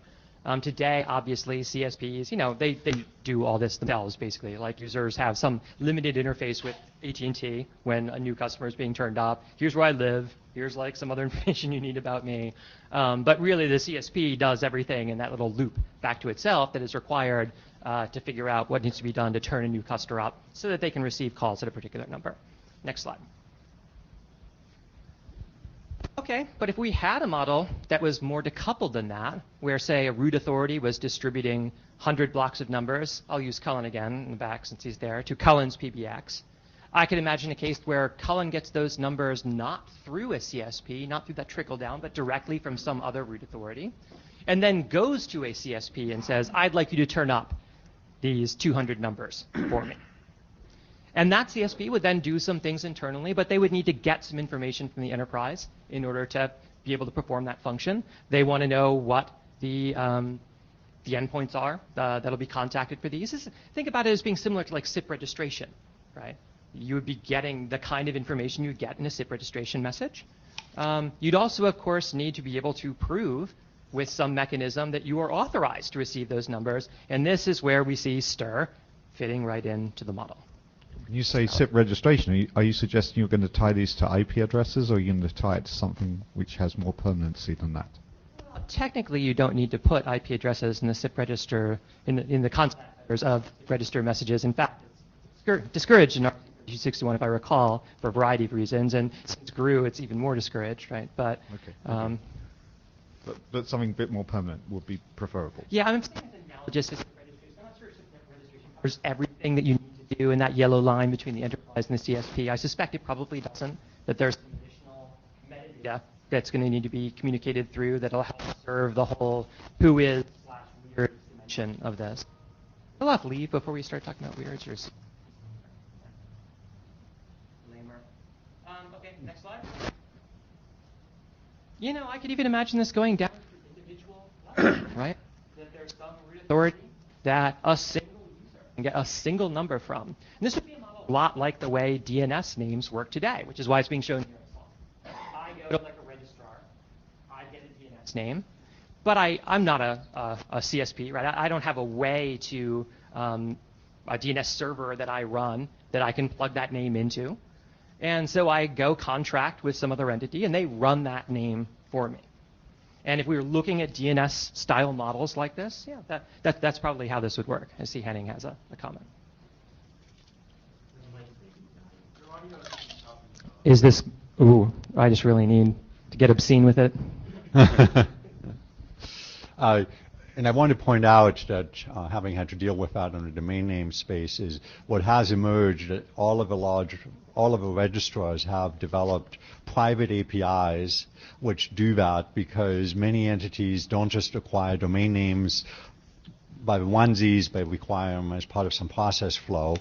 And as I said, the consequence, because there is no IETF protocol that does that, everybody has some strange and different ones. So if you switch domain name provider, you have to rewrite your whole application to do just that. And the protocol is usually not well documented, all of these problems. So this is even a problem for domain names where the solutions are currently deficient. Fair enough. And we will try to draw on some of the existing work that's done on this here in the IETF to make sure that we can get ideas from that where appropriate. Mr. Barnes, do you have something? Mr. Sullivan. Andrew Sullivan. I actually work in the domain name business, and it seems to me that we actually have one protocol, and it's EPP. Now, there are some extensions that every registry uses that are different among them, and certainly there's an awful lot of implementations that suck and therefore don't do this correctly. But EPP works and has been working for many years. Well, no, but I mean, when I hear somebody say, like, every time you change this, we've got a protocol. I don't believe this is likely to be relevant to the charter discussion. If you Just want to to clarify have a whatever's off on EPP, that's... Just to clarify what I meant, I didn't mean the registrar interaction, I meant the consumer to registrar interactions. I don't think anybody offers EPP for that. Richard Barnes. So, yeah, I think the domain name analogy, if I'm imagining this correctly, the yellow arrow here is more like the client interacting with, if I've gotten a domain name and I'm a client, then the CSP in the domain name case is something like my web hosting provider. And I say, please set up a web service that answers for this domain name. Or my DNS hosting provider says, please provide DNS services for this name. And in a sort of analogous way, I can see this being useful. I mean, we have got a lot of use cases today where like a messaging app or a social networking app uses a phone number as an identifier to connect different users together. And I can see a provisioning protocol like that replacing some of the like SMS-based verification that they do to bind a user ID, to bind an ID in a social networking context or a messaging context to a phone number. But just to be clear, again, our job here today is not to pick a protocol, is not, it's to figure out if we think this is an interesting problem and assume that there is at least agree there's probably some set of things that we could rely on that might be able to accomplish a function like this. Mr. Crocker, sorry. Dave Crocker. So I'll speak out of turn and cite Barry as raising a point which is at the core of what just took place. And I think that this goes to a working group chartering BOF because it gets to a question of scope and goals and background. And that is that it sure sounds like what's being talked about is an identifier administration system, and that there are a number of different identifiers on the net that need administration with models that are in the ballpark of similar to this. Domain names have gotten mentioned on the Jabber line. They just got mentioned here, and it seems reasonable to me. To the extent that there is reasonable similarity in the operational administration models for these things, then it is reasonable to target similar or even identical technologies for doing the administration. In trying to scope a working group effort, having a sense of this task in those terms is not a small point. It's not a secondary point. It's a strategic point for planning the work. So I don't think we should just dismiss this issue out of hand before chartering the group. Fair enough. I do have a beg, borrow, and steal slide at the end in which I talk about what we're going to beg, borrow, and steal. Next slide. I think we're pretty good for provisioning. So querying, or as people on the list are fond of calling it, enum bashing. No, the thing is that it hurts me. It really does when we talk about this like enum bashing. Don't I love enum as much as everybody else does? Didn't I pour my blood, sweat, and tears into this? Am I not an enum operator? You love me, John. I do. I'm not bashing anything. We all understand that the tools we create have certain trade-offs, certain limitations, and certain applicabilities to some things and not to others. And I think if there is some text in the Modern Problems document today that is too negative, obviously that document is not ready for working group last call. I think we have ample opportunity to amend it to make sure that we get that right, because I really don't want to be saying that there's like nothing enum does. I also don't want to rerun the dispatch session from IETF 85, where we talked about something called, next slide please, Turk. Turk was basically a proposal that we create a new query response architecture for resolving information related to telephone numbers. TERQ stands for telephone-related queries, so it's extremely broad.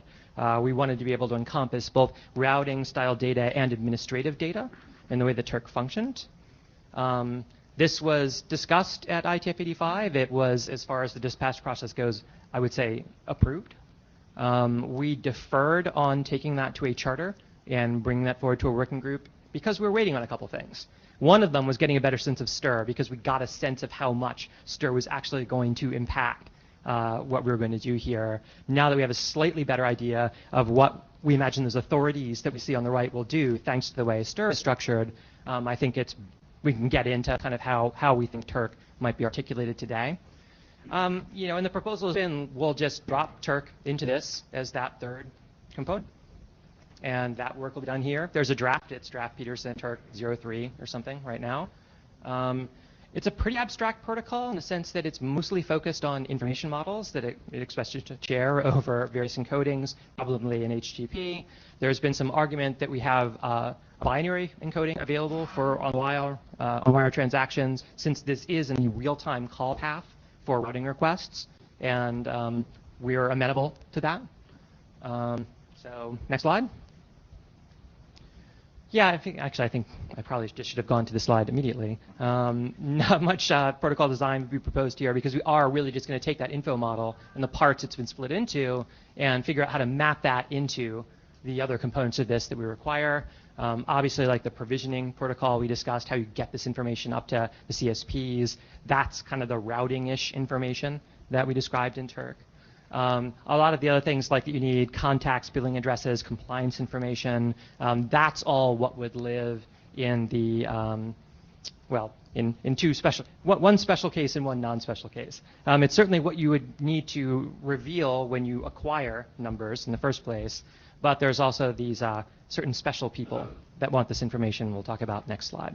But yeah, as I say here, I intend to steal, to like go to jail for like grand larceny for the amount of work that we can draw on here. I listed a couple things there. Weirds, obviously because of RDAP, I'm interested in. The stuff that's been done in drinks, a lot of the provisioning that has been done in drinks, as Alexander brought up earlier, we can really parachute into this. I don't want to reinvent any wheels. What I want is to end up with an architecture that does all the things that Henning is interested in having done for this, right? That satisfies that in this post-IP transition environment, what's the stuff you need? To actually be able to realize telephone numbers on the internet in a way that's not anchored to the PSTN anymore. And that's the thrust of it. That is really what we propose to do here. Next slide. Yeah, so there is somebody special, and it's just worth saying this because, you know, it's another, at least small elephant that tends to be in the room. There are government entities who are going to want special access to some of the information that is in this architecture.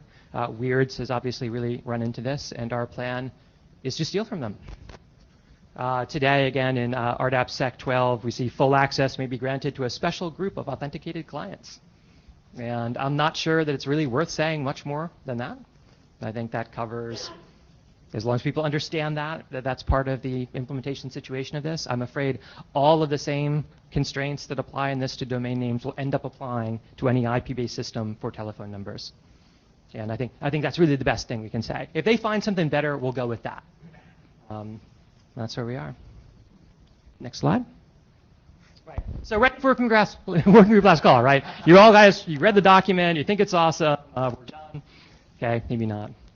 But the intent in the Modern Problems document was to help focus discussion, to get a sense of what the edges are around this. Again, I don't want to get too much into what we think some of the right protocol solutions are. I think we need to know what we're drawing on. I think we need to know that there is at least a plausible story for how we're going to get these pieces built.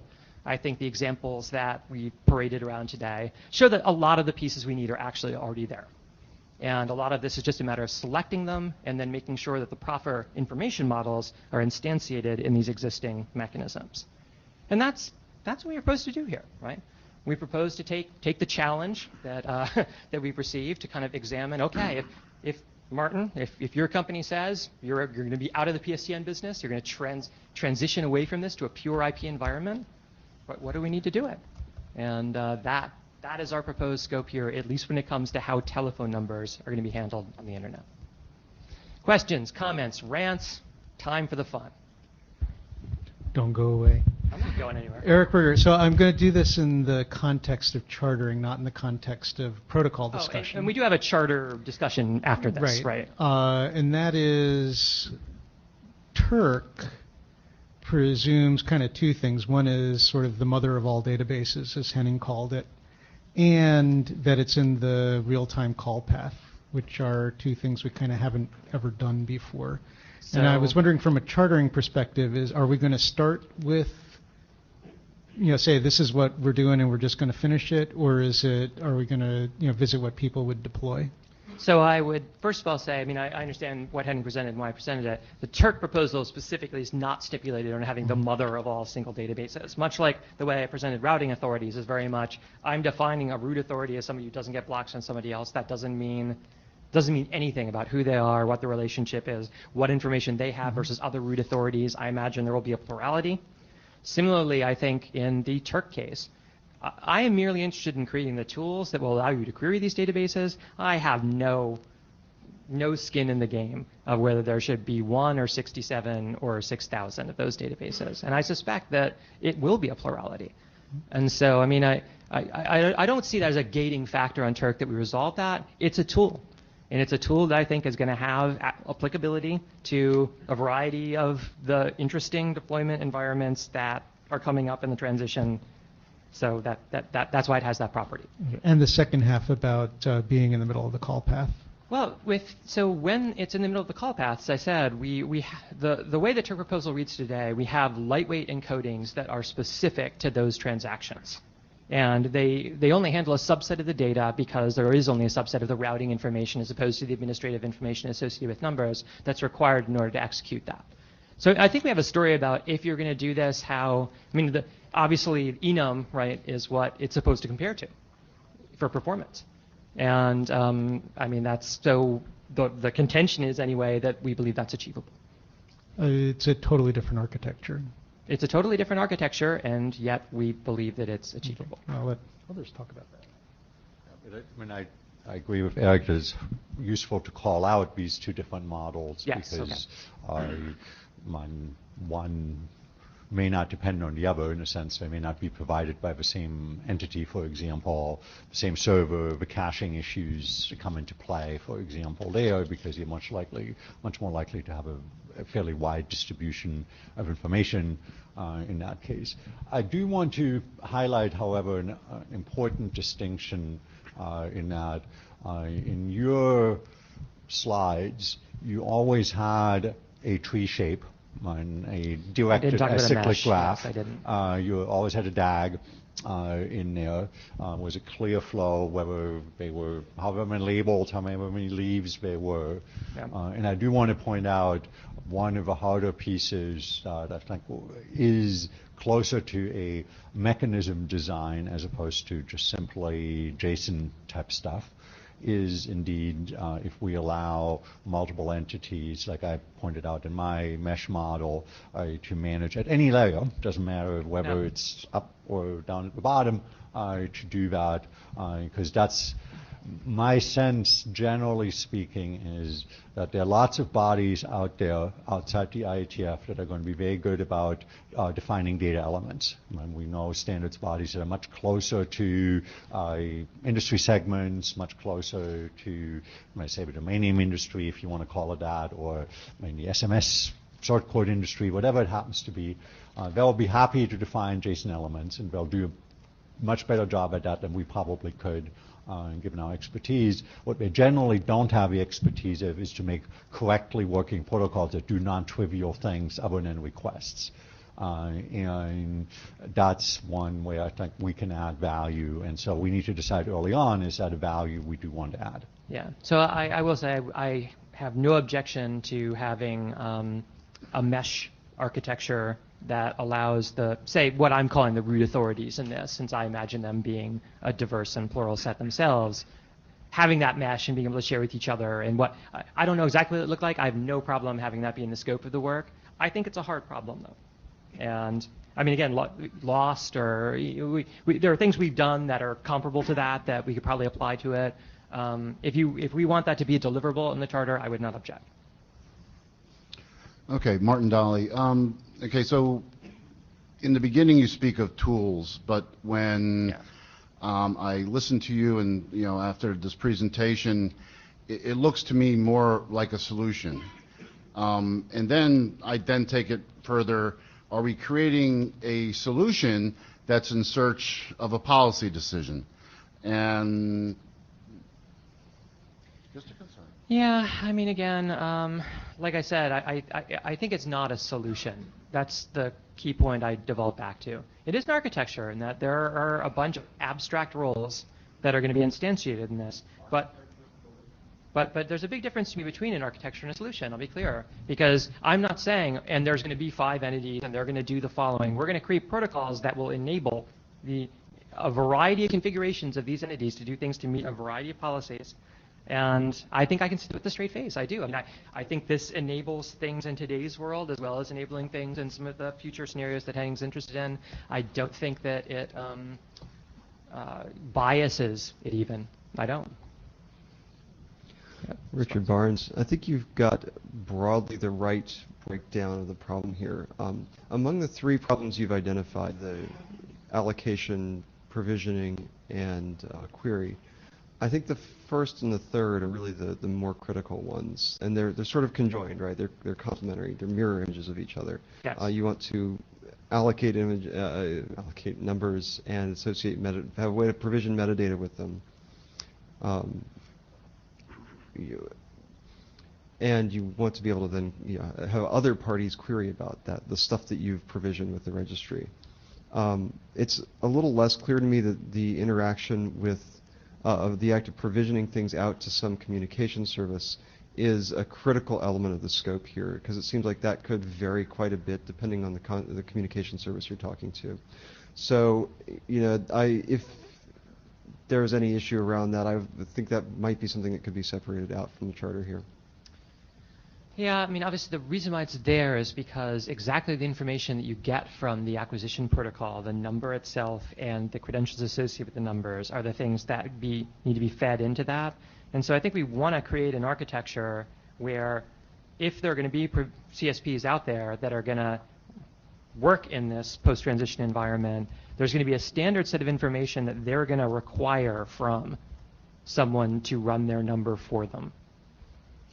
And if we don't set that bar, I'm afraid that, again, what's the point of having an acquisition protocol if you can't then take it to a CSP and expect that they'll know what to do with it and that it'll be sufficient for them to do what they need to do.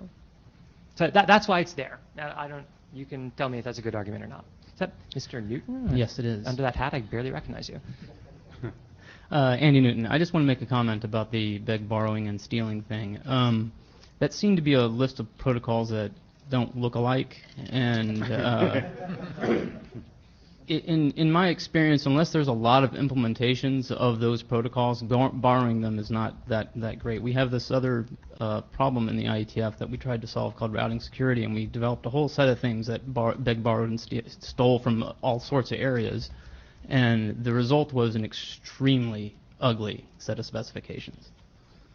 Yeah, and Stir is pretty much doing the same thing, right? I mean, literally, they're building RPKI for telephone numbers, and so we've already had that over there. I am very sympathetic, and yeah, when we get down to the protocol selection, hopefully we'll make wiser decisions than have been made in the past. Chris Went. Real quick, for the purpose of being able to look at the charter and have discussions around it, I want to go ahead and cut the line after Peter. Chris Went. I agree with. No. Don't get out of line. Sorry. I agree with what Martin said about the solution part. I think a lot of this architecture is sort of like a web services architecture. You talk to any front-end, back-end developer, he could probably code this up in a few weeks. we actually have proposed something that handles most of this stuff in Addis. I know a few people are aware of that in the testbed effort. We're going to open source a solution actually that will cover a lot of these functionalities. And it's built basically all on web tools. Even the authentication part, if you want to extend this to users, there's plenty of tools out there, OAuth and other things that will help with the security part. So I agree that there's the policy part that has to be changed in order to come to this framework, but the actual development of a technical solution involves basically just defining the solution. I think all the tools already exist to create this thing. Pretty much, yeah. And to be clear, I mean, I expect that we would be coordinating with Addis and with the other people that are interested in this. I mean, again, this all came out of the same thing, right? I mean, after the FCC workshop, Henning came to us and asked us to start a modern list, and I understand the Addis efforts in this. We're also looking at that test bed dimension that we discussed. We're not really in like the little test bed business here in the IETF. So I mean, I think it's a valuable thing that Addis is doing. If there is, however, new protocol work that's going to be required for integrating the stuff in with SIP and things like that, which may be the case, I think there's a very good argument to be made that we do that in the IETF, right? Yeah, I'm just arguing on scope. Like, what is the scope of this group, and is it necessary? Okay. Hi, my name is Kathy, and I'm from Consumers Union, and I'm not a technologist. I actually picked up a line from the first presentation. We can make it harder to spoof and easier to port than it is today. And my question is this the group that's doing that for consumers? Yeah, No. so STIR is the group that... That's the Yeah. I'm in So the come right this afternoon. I'm in the right conference, but I'll be standing in front of the room in STIR giving a different presentation that will have a very similar tone, in which I'll be talking about robocalling, voicemail hacking, swatting, and... But isn't Yes. that also related to the allocation of phone numbers? And It could is, well, that's somebody the point. tell Yeah, me? we think this is all part and parcel of this. Henning, if you want to... Yeah. My remarks, maybe I should explain what I meant by that, is Yes. there's really two pieces there, namely, as John also explained, is if we do our job well, it will be easier to store credentials in the new database than it is today, which will indirectly facilitate the work of the other working group and indirectly get to what you care about. If we do our job well, is we will at least enable better porting mechanisms that then it's up to the regulators to actually do. So, for example, non-geographic porting, for what you know what that means, has both a technical component. It relies on a lot of legacy stuff that's in the existing weight centers and all of that, and it has a very large, somebody has to say that that's okay not to do that, port outside the weight center. That's not, the latter is completely outside this building in that. But the goal is that we build, as many people have said, tools which make things possible, and it is your job, so to say, and the job of the policymakers to then apply those tools that they actually benefit consumers. We can only do the tools. We can't actually nail into the board to make it actually happen. So can I ask a follow-up question?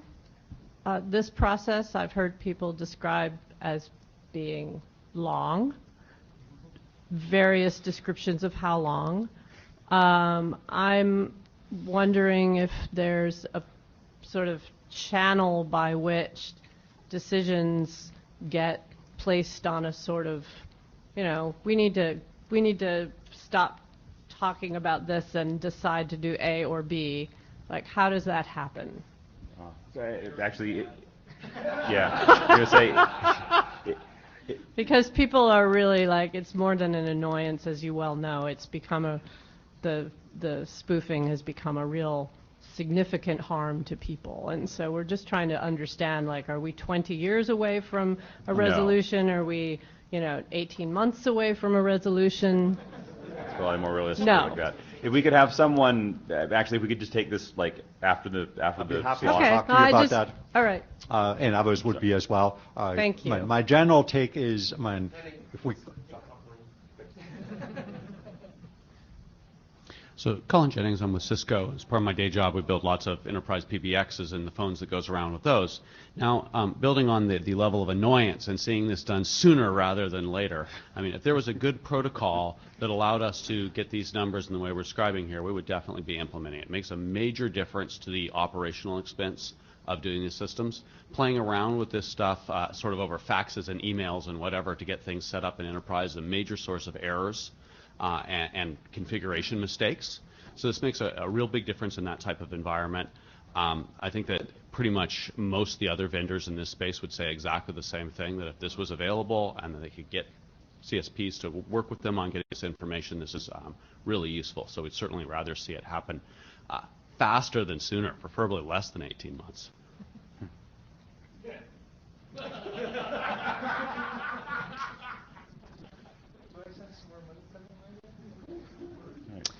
Peter Thatcher. So Colin may have answered half my question, but we talk a lot about building tools and not affecting policy. So how do we avoid the situation where we build lots of tools and no one uses them? Or another way of saying it is, who do we expect is actually going to use the tools? I think Colin mentioned that they would like to implement it, but then they would be waiting for CSPs to actually use them or provide an interface. So is it realistic to expect people will actually use these tools, or how do we avoid no one using the tools? I think the mic lines were cut, Richard. Yeah, we want to go ahead and look at the charter before we have anything. I mean, I will say that there are some carriers and regulators in this room, and that probably they could give you some insight into the urgency that they see surrounding this. Okay, well, I'd like to hear about that later if possible. All right. Go ahead and go on. Okay. Yeah. Yes. Feel free to sit down. Thank you.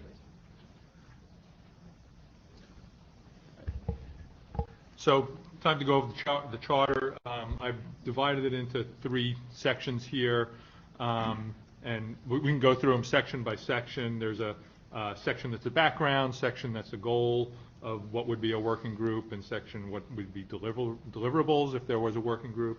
To avoid awkward silence, I'll just read each slide. They're not that long.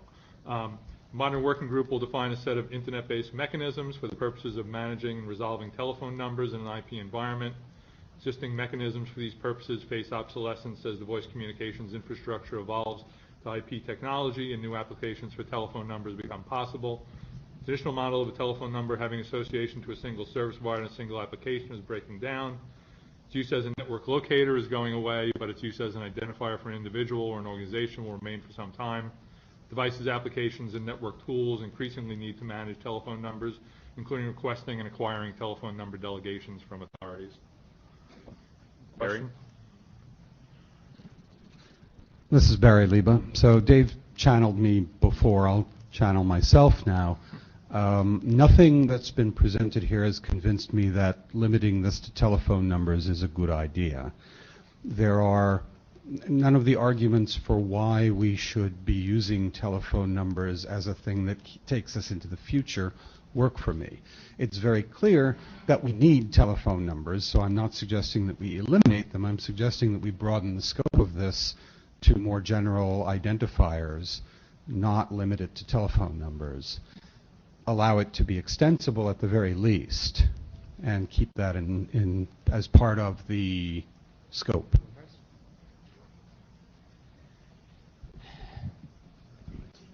Okay. Yeah. 18 months is what Cullen just said. Yeah. Oceans boil, etc. Pressing problem. People lean on us. Fix, please. I just don't see it. I just don't see it, man. I mean, this is enough of a problem as it is just to deal with this, and it's precipitated by a specific historical circumstance that this transition is coming. And that's really what's motivated us to come and bring this and say, let's get the tools that seem to be required for this transition, which AT&T is saying 2018, right? For when they want to be out of the PSTN business. Ben Campbell. I was also going to use the word boiling ocean, although Barry and I had a short conversation earlier where it may be just a question of how big of an ocean you're boiling. The thing I see here, though, is that we have a situation that is rather specific to telephone numbers with the transition to the IP network. And we have a big community of interest around telephone numbers who may or may not, depending on how this charter discussion goes, feel that there's a problem to solve here. So I guess the counter argument to let's generalize is you ain't going to need it. And I can see that it might make sense to have some concept of extensibility, but I'm also concerned that we don't try to make this effort any bigger than it needs to be. Eric Berger, actually I would offer it's not let's not boil the ocean thing, because if there was a way of handling generic identifiers we could assign, that's great. The thing is, and it's the thing that everyone keeps saying, oh no, it's not about it, it's not about it, it's not about it, but the thing that's unique about telephone numbers is that they have a whole ton of policy and laws and regulation and national authorities and stuff like that that actually does make them different. And I think that in fact when we come up with this toolkit, and as John said, this toolkit needs to deal with the United States, which has this unique North American numbering plan with multiple countries and numbers that you pay for and don't pay for and you don't know and you do know, versus other countries where it's very clear. We need to actually, we both reduce the amount of ocean to boil and, by the way, have this solution that fits in this regulatory regime. Stick in a thing there. So there's already going to be a lot of stuff to deal with different regulations in different places. If it's going to be successful and if anyone's going to use it, you have to. If it's going to be an academic exercise, then you don't. I like it. So, again, in the interest of time, we're going to cut the line after Barry, and I would request that everyone keep their comments brief. So Keith Drage. Sorry, Martin. What did I say? Oh, sorry. I meant Martin. So Keith Drage, I mean, in response to Barry, I would ask, does he mean that he wants a single mechanism for controlling two separate databases, each of which contain their own type of identifier, or is he talking about a mechanism managing a combined database of all identifiers? But the point I wanted to make is, up here we're talking about telephone numbers. Can we be more specific and say, do you actually mean E164 generated numbers? Because there's other things that do look like telephone numbers but are not. For example, E212. Does this include those or not? This did mean E164 numbers. Probably should have been more specific. Steve, you could take that as a comment. Dave Crocker, so it sounds like there's some reactions that might not be right. The line is cut. So the problem with what's up there, and I suspect what comes after it, is by saying telephone number, it is defining a sandbox with masses of assumptions that are not stated. And so the reference to regulatory and policy issues, I think, is a version of that. And that absent any indication of what those details are, chartering a working group that has not called out what the special constraints are that make telephone numbers different from domain names. I don't know if folks have noticed, but some domain names are under very strict regulations, others very loose, lots of complexity in that world, lots of complexity in this world. I'm sure they're quite different. I haven't a clue how. It's not stated in this charter. It's not stated in anything that's been discussed so far. You have a large operational environment. I get that. You have a lot of history and you have good motivation. That's fine.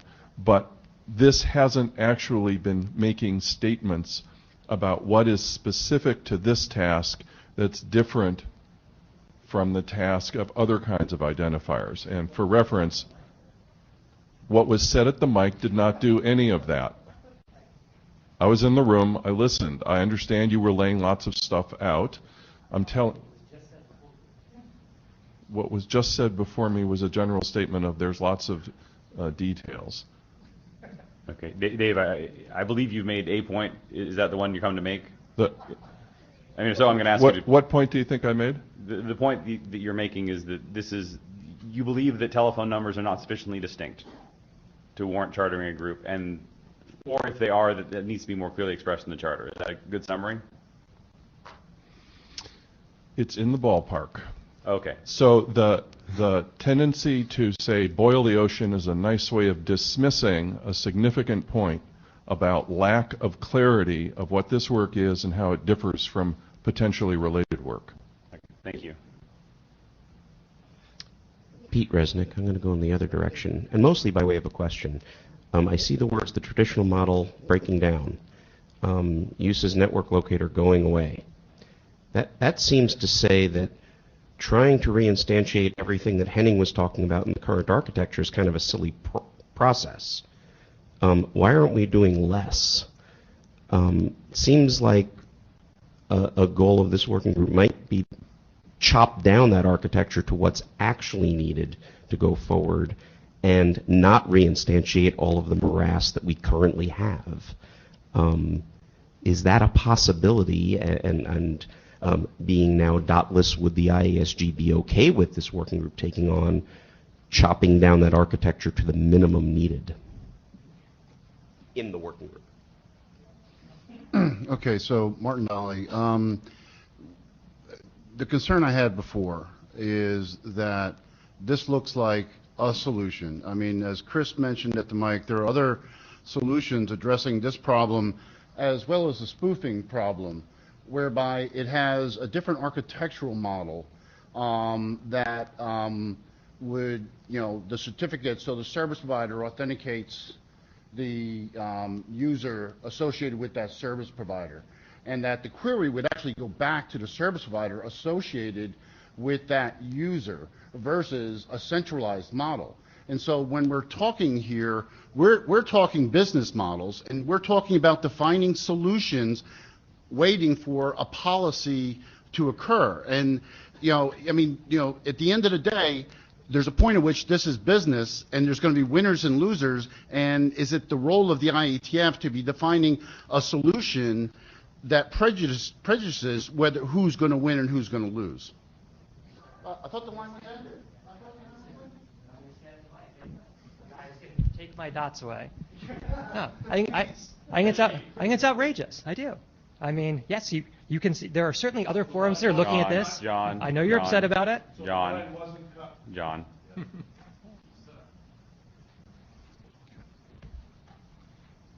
Next one. Okay. All right, next slide is goals. It's broken down into 3 paragraphs. The working group will define a framework for the roles and functions involved in managing and resolving telephone numbers in an IP environment. This includes a protocol mechanism for acquiring telephone numbers, which will provide an enrollment process for the individuals and entities that use and manage telephone numbers. Telephone numbers may either be managed in a hierarchical tree or in a distributed peer-to-peer architecture. Privacy of the enrollment data and security of the resource will be primary considerations. Second paragraph, additionally, the working group will deliver a protocol mechanism for resolving telephone numbers, which will allow entities such as service providers, devices, and applications to access data related to telephone numbers, possibly including calling name data, maintaining reliability, real-time application performance, security, and privacy are primary considerations. Working group will take into considerations existing IETF work, including enum, spearmint, and drinks.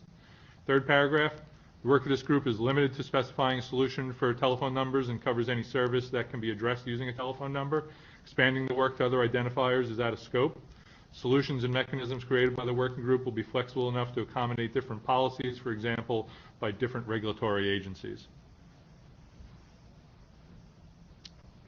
Pete Resnick, this is probably the better slide to have gotten up on. It's that first paragraph that I'm concerned about, because it's mushing framework and protocol and doesn't mention whether there's an architecture discussion.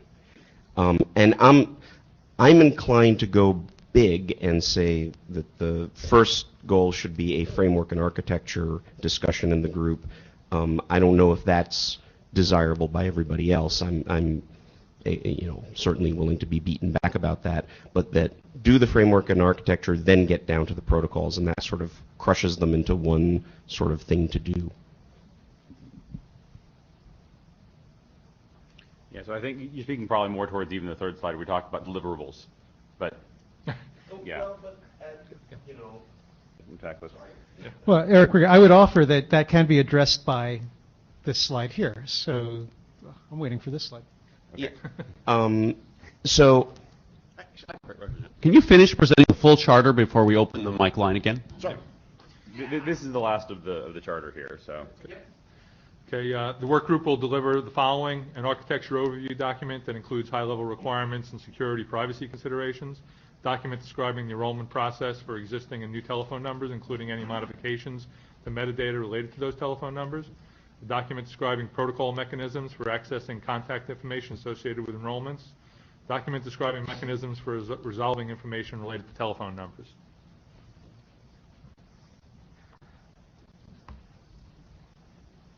And now we're taking comments? Yes, thank you. I don't see a deliverable that says anything about business models or solutions. And I don't think anyone's going to get up and say that we need one. I understand other fora out there do that, and we don't. We're building tools. Really. Look at what these things are. They're tools. They're going to work with a variety of different outcomes. So. Chris. John, think of these. We don't do business models. We don't. Put that in the charter, sure.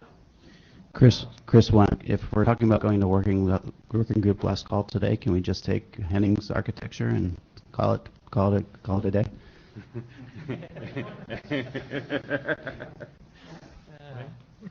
Yeah, I knew the dispatch process was intended to make things faster, but maybe we can do it with the BOF, right? Direct from charter discussion to working group last call. Publish the slides. So yeah. Andrew Sullivan, if it's really important to people to put a sentence in an IETF working group charter that we don't do business models, I think we're already well down a rat hole. But I don't mind doing it if that will disperse that problem. I think the key thing here is that we do need to be very, very clear that the IETF is not painting the alternative policy-making forum target on ourselves, and I want to make sure. My reading of the charter is that it's perfectly clear about that, or the proposed charter. But if there's any doubt about that, I would like to know exactly where that doubt comes from, and then we can add a sentence to address that particular thing. Pete Resnick, going back one slide. So I get the deliverables of that architecture document, that's fine, but I'm going to go back to that first paragraph. I'm happy to propose some text, but is anybody going to be okay with the idea that we're doing architecture, that we're not just writing down what the current architecture is, but we're deciding on different architecture in this room? That's the question I'm asking.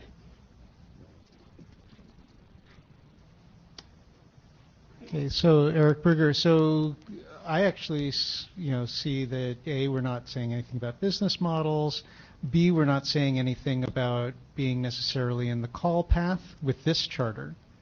What I saw before, I actually did say have some solutions in mind. This, to me, leaves it open. I just wanted to get a sense of, am I not reading too much into this, and that we actually have decided we're going to do stuff in real time in the call path, or that with this charter as written means that you could have more approaches that follow what we has been working today. Colin Jennings again. I just want to point out that standardization is very much needed here. We're already seeing a real need for this, a need so big, in fact, that several different companies have built proprietary solutions where you can go use some REST API call on the web today to go get yourself a phone number. And that type of fragmentation isn't helping people at all. So, there's people building both ends of this already in ways where they're doing it across a much smaller set than they could if we could do it in a standardized way. So we need to do this. We need to do it sooner than later. Peter Kordenik, could you go back a slide, please? So in the third paragraph, it said that the solutions will be flexible enough to accommodate different policies and so on and so forth. especially by different regulatory agencies. I don't see that reflected in the deliverables. That would include for me some policy survey or something. Otherwise, you end up with a solution that is so super flexible that it can do anything, which is probably not very valuable. So, or are we actually addressing a +1 numbering space problem only?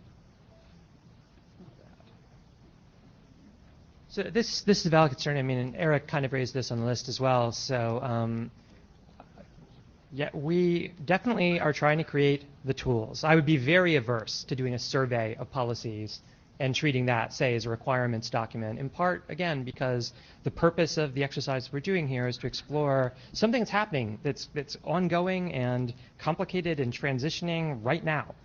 And we're trying to find, again, the set of tools we think will accommodate the most of the likely and interesting architectures that would be required to solve this. And I don't want to do that by looking at what governments want and then saying, okay, we're going to go from that. And I think these tools are flexible enough to do that. I really think having, what would it mean to have IETF consensus on a document that was a policy survey, right? It's not an internet term. So in the interest of being able to ask the questions to inform the area director, we're going to cut the line at whoever's at the back here, if it's Eric or Richard, or I don't know if Richard's in line. You're in line, okay. To Peter's point, you are absolutely right. It would be very, very nice if we had a general sense of how the national regulatory authorities felt about this sort of stuff. If you would like to hire a consultant to write a report for you on that, I'm certainly available one way or the other. But I can speak with some authority on how national regulatory authorities outside the United States have been looking at this. They are struggling with this. They have arcane systems that are even older than the ones in North America, and that is saying something. So it is a perfectly valid idea. I just don't know how to do it. So again, Henning speaking, down level, this a little bit into more concrete action items. I think it would be the one point when I was putting together my material where I think it would be useful, and this goes to the architecture discussion and defining the players and what they do to who does what to whom type of thing, is to get a better sense of in the current of the porting style relationship, which is a general sense of saying when a record privileges transition from one entity to another, what are kind of the abstract ways of doing that so that we could accommodate that, because that affects what kind of publications and interaction models are necessary. I would, however, and this goes back to an earlier discussion, say the following, if we are successful, we won't actually have a fully ready to deploy solution that a numbering administrator contractor could just simply hand to their coder and say, go build, dear web developer, use Python to do some web stuff. What will likely have to happen is that just like you see today, and if you look at the NPAC protocol specification documents, they take existing protocols and say how they're used to implement certain business processes. And so somebody else will do that. We just have to have the right tools that they don't suddenly find themselves without the right screwdriver. Thanks. Richard, keep it to 30 seconds, please. Yeah, just wanted to touch back on Peter's point, which I think is exactly the right question to be asking, like who's the consumers of this, who's going to write code to these specs. I think Colin had a good starting point. I think the other thing to observe is that we're seeing a lot of systems now that are trying to provide a more unified experience between a phone-based thing and a more traditional internet-based thing, my employer included. And I think that's a space where there's a lot of active interest and a space where these tools would be really helpful. Okay. Yeah, so Eric Berger, coming in, and in fact, even a lot of the charter is about how do we get numbers from national authorities or their designates or whatever. What I'm hearing from Cullen is in the multi-campus, multi-vendor enterprise thing, there's something that looks almost the same as John had his architecture thing. And this might be useful work for that use case, and that if we can do it in 10 seconds, that would be awesome. And in the same with self-promotion department, yes, the Center for Business and Public Policy and the CERC also would love to take your commission report on what the world's doing. Thanks. Okay, so we do have some questions we want to run through for Ben's benefit to sort of feed into the decision we're going to make here. Modulo, obviously, we've run out of time. There is a little more conversation to have that we're going to have on the list that will also inform the decisions that he will make, along with the rest of the IESG. But we have these to run through very quickly, if you just bear with us running over maybe a minute or two. Is there support to form a working group with the proposed charter? We're going to take, yeah, so we're going to go ahead and we'll take a hum at that. So those who believe that there is support to form a working group with the charter amended according to the conversation that we've had in here. I think that we're close enough that there's support for this. Please hum now. I'm asking, yes or no on all of these.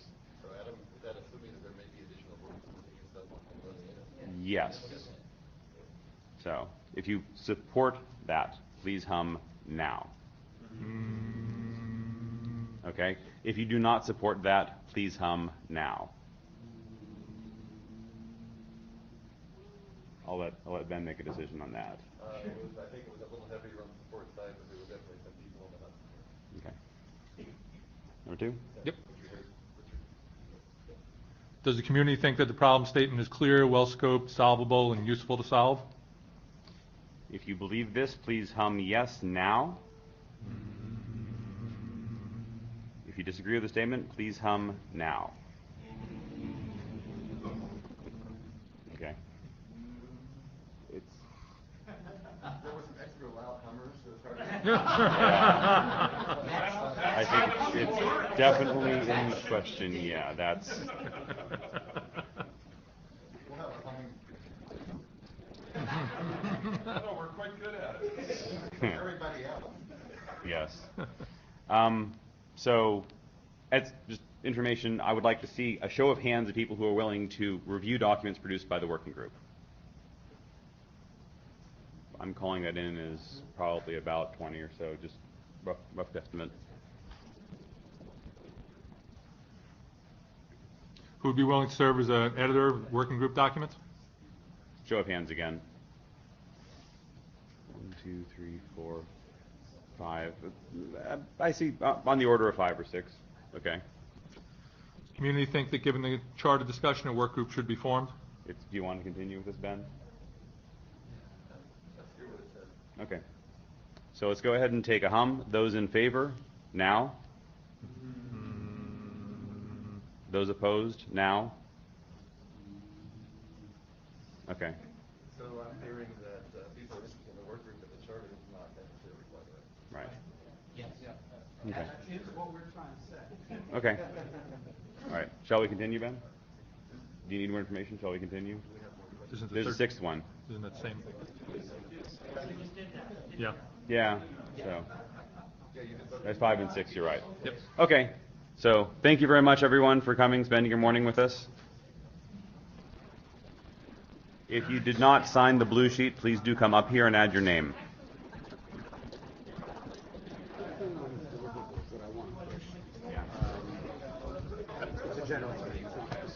What's that?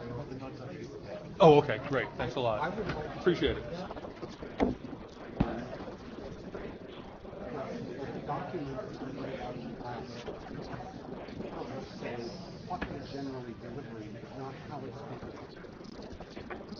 How would you distinguish that with the goals? So there is, I would say, on the architecture overview. Don't say that. Don't say that. A description of the protocol, and that way, if you decide that you want to make the protocol document and this one the same document, Because